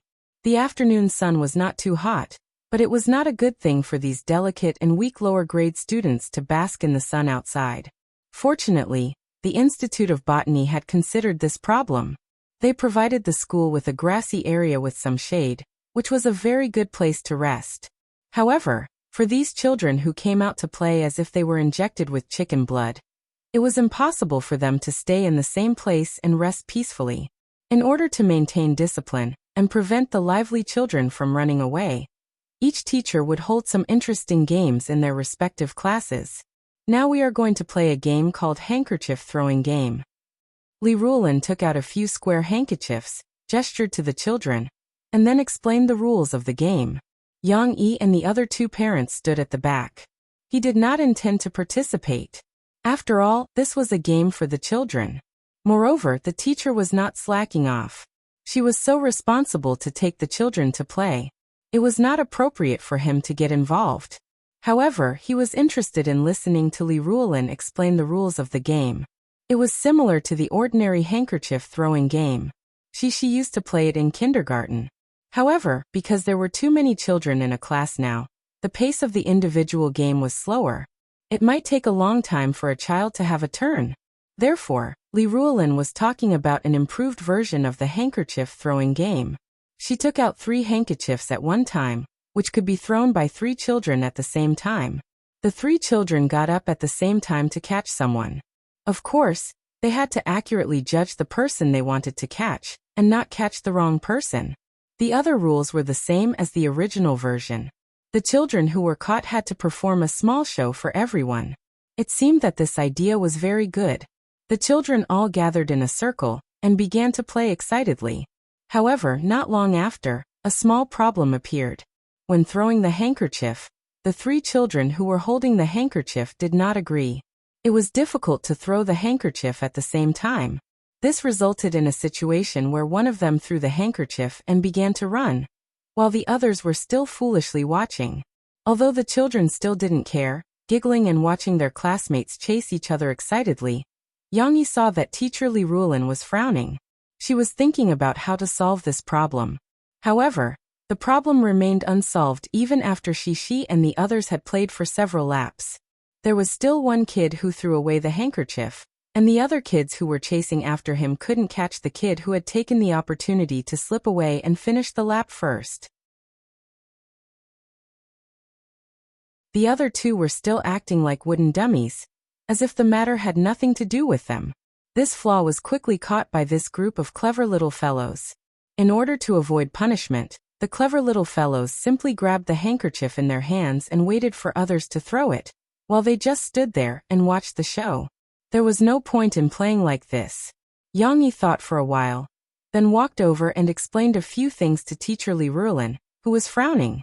Li Ruolin's eyes lit up as she said with a little surprise, "Teacher Yang, you really have a way." With Yang Yi's status in the music industry, Li Ruolin respectfully addressed him as Teacher Yang Yi, which didn't seem to be a problem. Thus, Li Ruolin clapped her hands and told the little fellows to stop first. She then announced the new rules. It was still the same 3 people, but this time, it was the kid who threw the handkerchief first. Only the handkerchief thrown out would be effective. As for the kid who had the handkerchief thrown out, no matter which of the 3 kids caught the handkerchief, it would be considered his victory. The kid who won could also specify the names of the 3 people who would throw the handkerchief next time. In this way, no one could slack off. Moreover, there was another subtle change to the rules of the game. This time, the kids who threw the handkerchief had to run 2 laps to reach the original position to be considered safe. Of course, the kid who had the handkerchief thrown out could only chase in the same direction and couldn't turn back to catch the other person. With this, the sense of urgency in the game increased. No one could slack off. The kids who threw the handkerchief were all fighting to be the first to throw it out, so the fun naturally increased by a lot. It didn't take long for Class 3 to hear screams, laughter, and then cheers from the kids. Du Yuqian's performance. Wang Leilei's performance. Jiang Chen's performance. Lan Xian's performance. Chen Yuxuan's performance. Chen Yuxuan was actually the one with the highest appearance rate. Because he was too ostentatious and loved to show off, he attracted a lot of hatred. However, when the girls threw their handkerchiefs behind him, he reacted quickly. He grabbed the handkerchief and ran away. It was easy for him to catch a girl who was not running fast enough. The first time, he caught Du Yuqian. The second time he caught Lan Xian. Lan Xian was more tragic.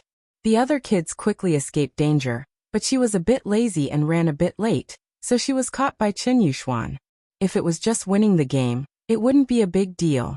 After all, it was just a game. Du Yuqian and Lan Xian would perform a little show for everyone. However, after Chen Yuxuan won, he was so proud of himself that he deserved a beating.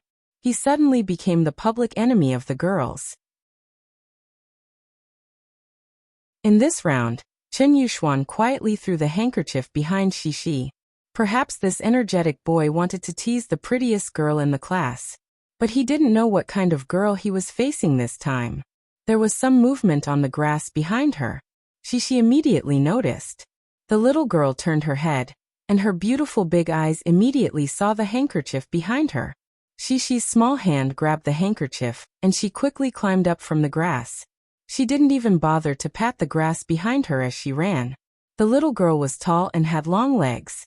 When she ran, she was like a vigorous plum blossom deer. Xixi, you can do it. Xixi, you can do it. Du Yuqian and Lu Xiaoyu followed the other kids and shouted loudly, "Catch him, catch him." Lan Xian also shouted excitedly. Her voice was so high that it covered the voices of the other kids. Xixi ran as fast as the wind. In a short while, she caught Chen Yuxuan and ended his evil life. This was also why there was a scene where everyone was excitedly clapping for Xixi and asking Chen Yuxuan to perform. Yang Yi watched from the side with a smile. When he saw Xixi catch Chen Yuxuan, the little girl was so excited and happy that Yang Yi was a little happy for her. The other 2 parents beside him sighed and said that Xixi was very tall. They praised and complimented her. Although Yang Yi only smiled, he was actually a little proud of himself. The first grade's class 3 was very lively at noon. Naturally, it attracted the attention of many children from other classes who were stationed nearby. Some of the class teachers who knew Li Ruolin couldn't help but run over to learn from her. Not long after, the entire lawn was filled with children's laughter. Yang Yi originally thought that he wouldn't have anything to do, but halfway through the break, when the children ran to their backpacks to get water to drink, Yang Yi heard a child beside him mention his name. Yang Yi was watching Xixi drink water at that time. Because her handkerchief had been thrown at her several times, the little girl had exercised a lot. Her face was red from playing, and her hair was stuck to her face with sweat. However, Xixi also learned to take care of herself today. She didn't need her father to help her pour water. Moreover, she took out her handkerchief from her small backpack to wipe her sweat. "Teacher Li, I want to ask a question. Why doesn't Yang Xi's father, Uncle Yang, play with us?" Yang Yi didn't even need to look to know that it was Wang Leilei who had spoken. His voice was hoarse and unique. He turned around and saw that Wang Lele was holding his small kettle. He raised his small head and tried his best to speak to Li Ruolin. Why do you want Uncle Yang to play games with you? Li Ruolin was a little surprised. Because I think Uncle Yang is very interesting. He knows how to play games, Wang Lele said. This idea was very novel. Never try to understand a child's thoughts. Yang Yi himself couldn't figure it out. Why did Wang Lele think that he knew how to play games? But Uncle Yang is an adult. Isn't it unfair for him to play handkerchief with you guys? Li Ruolin said with a smile. Wang Lele frowned. This little boy seemed to be thinking about what Teacher Li meant by unfair. Yang Yi shook his head gently. However, when he turned his head, he saw Xishi's big bright eyes. She was looking at him. Papa, let me tell you. I really want you to play with us too. Xishi saw her father looking over, giggled and said.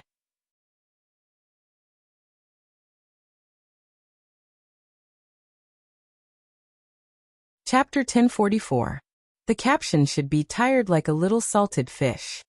Whether it was the handkerchief throwing game in the afternoon, or the visit to the Jiangqing Development History Museum in the afternoon, the spring outing was filled with all sorts of fun. However, happy times were always short-lived. In the evening, Xi, who had not had enough, could only reluctantly bid farewell to her friends in class and follow her father home. When they had first gotten into the car at school, Xi had still been chattering away as she clung onto the back of the driver's seat, excitedly chatting with her father about the day's events. However, perhaps influenced by Lan Xian, who was so tired that she did not want to talk, the little girl's excitement gradually faded. Xi was a child who was used to taking a nap in the afternoon. Today, she had not slept in the afternoon, and in the afternoon, she had been driven by her excitement to walk and walk. Now her enthusiasm had faded, and fatigue had taken its place. When Yang Yi drove home, the two exhausted little girls were already dozing off listlessly in the back seat. Lan Xian had even slept for a while, and had just woken up rubbing her eyes. She's just tired from playing. It's fine. She was quite happy today and was quite obedient. But she hasn't eaten dinner yet. She did eat quite a lot of snacks today. Cook some porridge or something lighter for her tonight. She probably won't be able to eat anything else. Yang Yi quietly instructed Lan Cao Kai, who had come to fetch the child. He watched as Boss Lan carried Lan Xian in front of him, as if she were a baby before returning to the house. In the villa, Murphy was teasing Xi, who was lying on the sofa like a little salted fish. Did you not have fun today? Why do you look so tired? I had fun, but I'm also tired. Mum, I'm so sleepy. I want to sleep for a while, okay? Xi was annoyed by her mother's teasing. She pouted her little mouth and said unhappily. Let her sleep for a while. She didn't rest at noon, so she probably needs to sleep to recover her vitality. Yang Yi arranged the shoes and picked up Xishi's small school bag with a smile, as well as the things he had brought with him. He was about to pack up. Xi, you can sleep for 2 hours, okay? When you wake up, let's have dinner together. Xi made a sound with her nose, but she didn't even want to turn over, let alone go upstairs to sleep. Climb the stairs? How tiring would that be? Seeing this, Murphy giggled and said, All right, Mom will get you a blanket to cover your tummy. You can sleep here too. Murphy could be a little careless sometimes. She got up from the sofa, skipped over barefoot, and dimmed the lights in the living room. Then she remembered that she had to wear slippers and go back to put them on. She then went upstairs to get Xishi's little blanket. Xi was probably tired as well. When Murphy carried Xishi's little blanket and pillow downstairs, the little girl was already hugging a cartoon pillow and lying comfortably on the sofa, asleep. However, at this moment, Tong Tong, who had been playing by himself, came over curiously. Today his sister went out to play, and he also went shopping. Why was his sister sleeping when she came back? The little guy had forgotten that he had slept in the coffee shop for a long time. In any case, Tong Tong pressed his 2 little hands on the edge of the sofa, and his big round eyes stared at his sister's sleeping face. No one knew what he was thinking. Sister. Only when his mother came over and little rascal heard the commotion, did he look at his mother. He raised his little finger and pointed at his older sister. His expression seemed to be a little confused as he mumbled to himself. Sister is sleeping. She can only play with you when she wakes up, Murphy said softly to Tong Tong as she covered Shishi with a blanket. Tong Tong did not know if he could understand, but he stood by the side and watched as his mother covered his sister with a blanket. He stared in a daze for a while before his mother took him by the hand and led him to the side.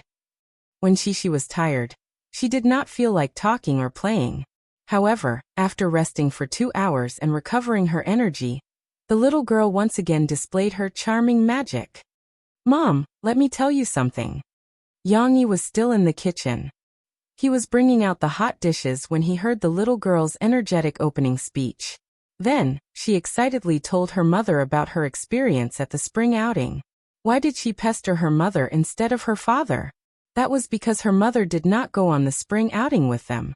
Furthermore, the little girl wanted to share her interesting experience with her mother, who did not go with them. Once she started talking, the little girl became enraptured.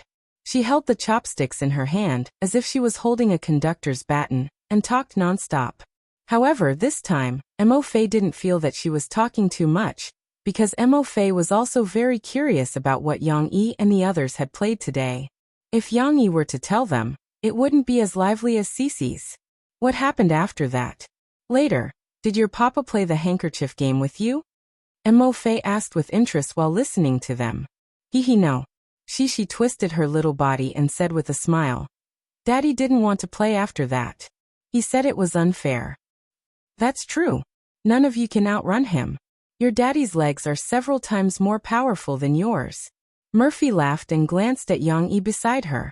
She said somewhat exaggeratedly. But Daddy played the guitar for us and taught us how to sing. The little girl became interested. She cleared her throat and began to sing. Handkerchief, handkerchief, gently put it behind the little kid. Don't tell him. Hurry up and catch him. Tong Tong was originally not interested in his sister's long speech. However, at this time his sister suddenly sang. This made the little guy raise his head in surprise. He watched his sister sing. After a while he did not know why, but he grinned and waved his little hands happily. It was as if he was also throwing handkerchiefs. After singing that part, Cece continued and proudly said to her mother, We sang and played handkerchief, and then Teacher Lu came over and said that she wanted to invite Papa to teach her classmates how to sing handkerchief. Then your Papa is too busy. Mo Fei was a little envious and said with some emotion. That's right. A lot of people want to play with Daddy. Yu Qian also said that Daddy is super good. The little girl puffed out her chest and proudly said, Then they didn't say that your mom is also very powerful. She can sing so many songs, hold a concert, and is also so beautiful? Murphy glanced at Yang Yi, who was smiling and not saying anything. She curled her lips and said with some unwillingness. Hearing Murphy's words, Yang Yi could not help but smile. She was stunned for a moment. She hesitated and blinked her eyes. In the end, she honestly said to her mother, No, they didn't talk about Mom. Ah, why is that? Murphy said with some regret. In fact, she was just casually asking. However, she still took it seriously. She thought for a while and said to her mother with a little guilt, Because I didn't tell them that my mom was holding a concert. I only told little Yor. Then I'll tell them about my mom in the future. Okay. Seeing that Cece was blaming herself, Mo Fei quickly corrected her attitude and said with a smile, Mama, I didn't mean that. Mama was just joking. Let's do what we should do in the future. Mama, it's okay. Let's keep a low profile, and life will be simpler.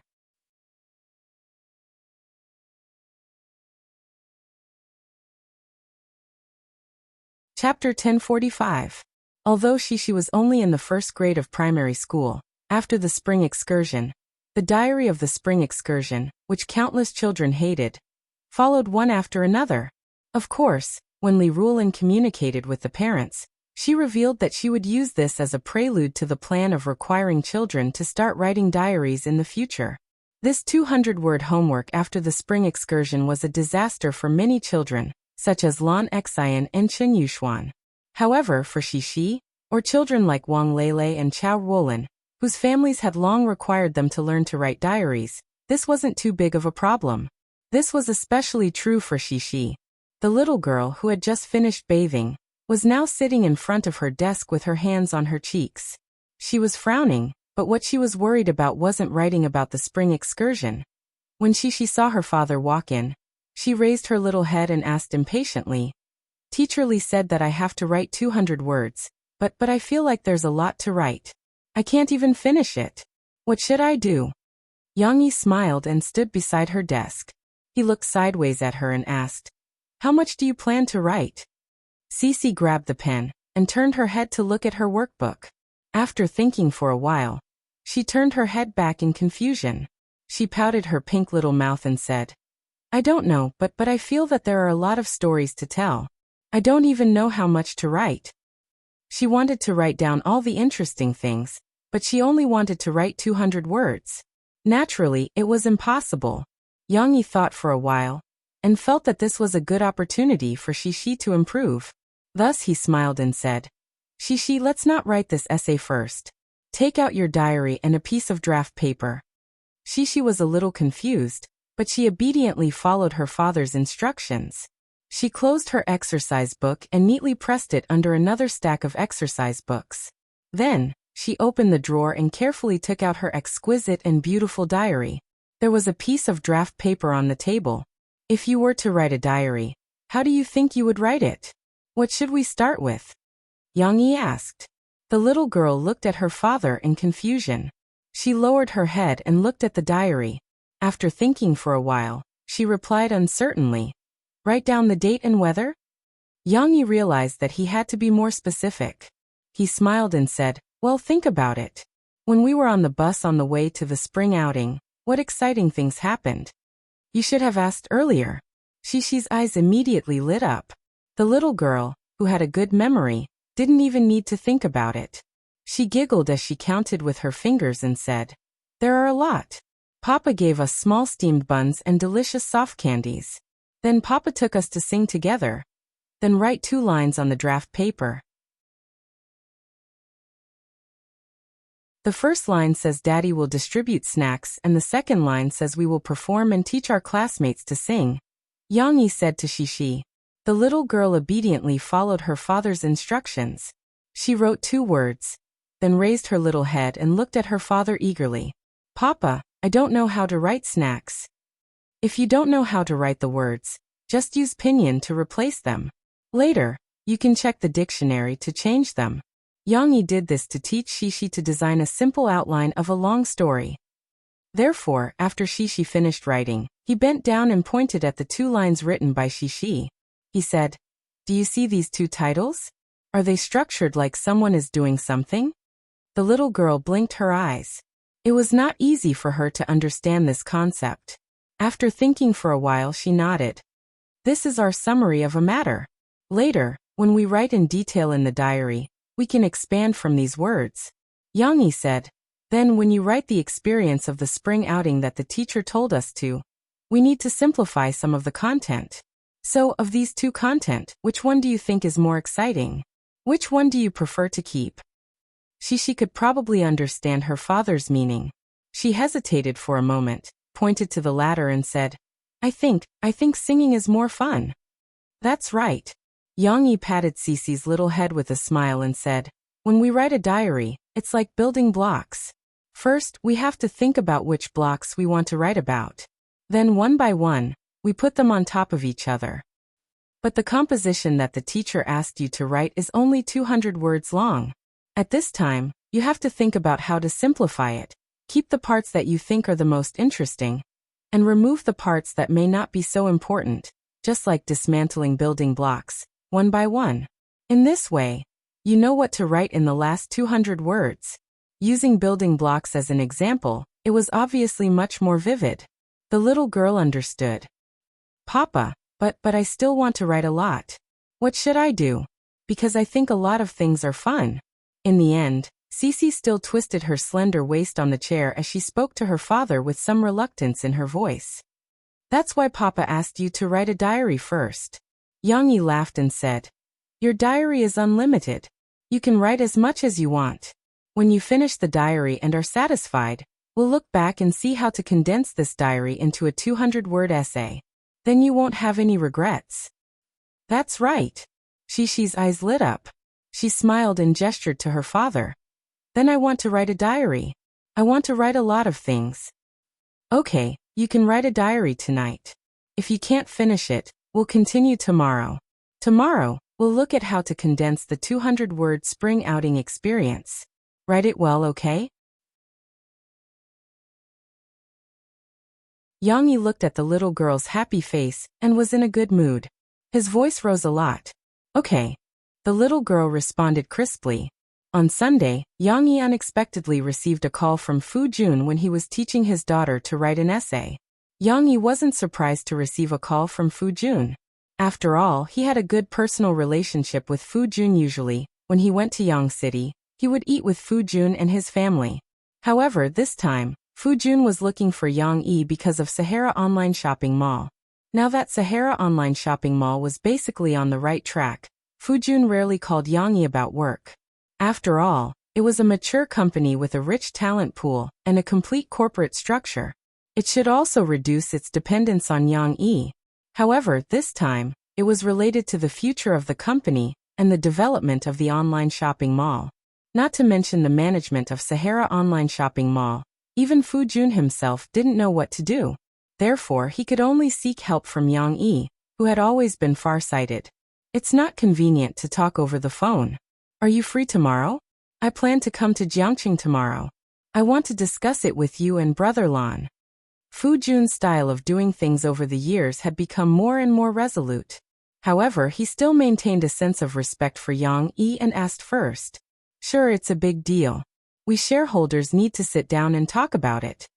Yang-yi smiled and said, however, I think you don't have to worry. This might be a good thing. You're tuning in to the Earbook Haven YouTube channel. Don't forget to subscribe and join us on this journey to catch the most captivating stories.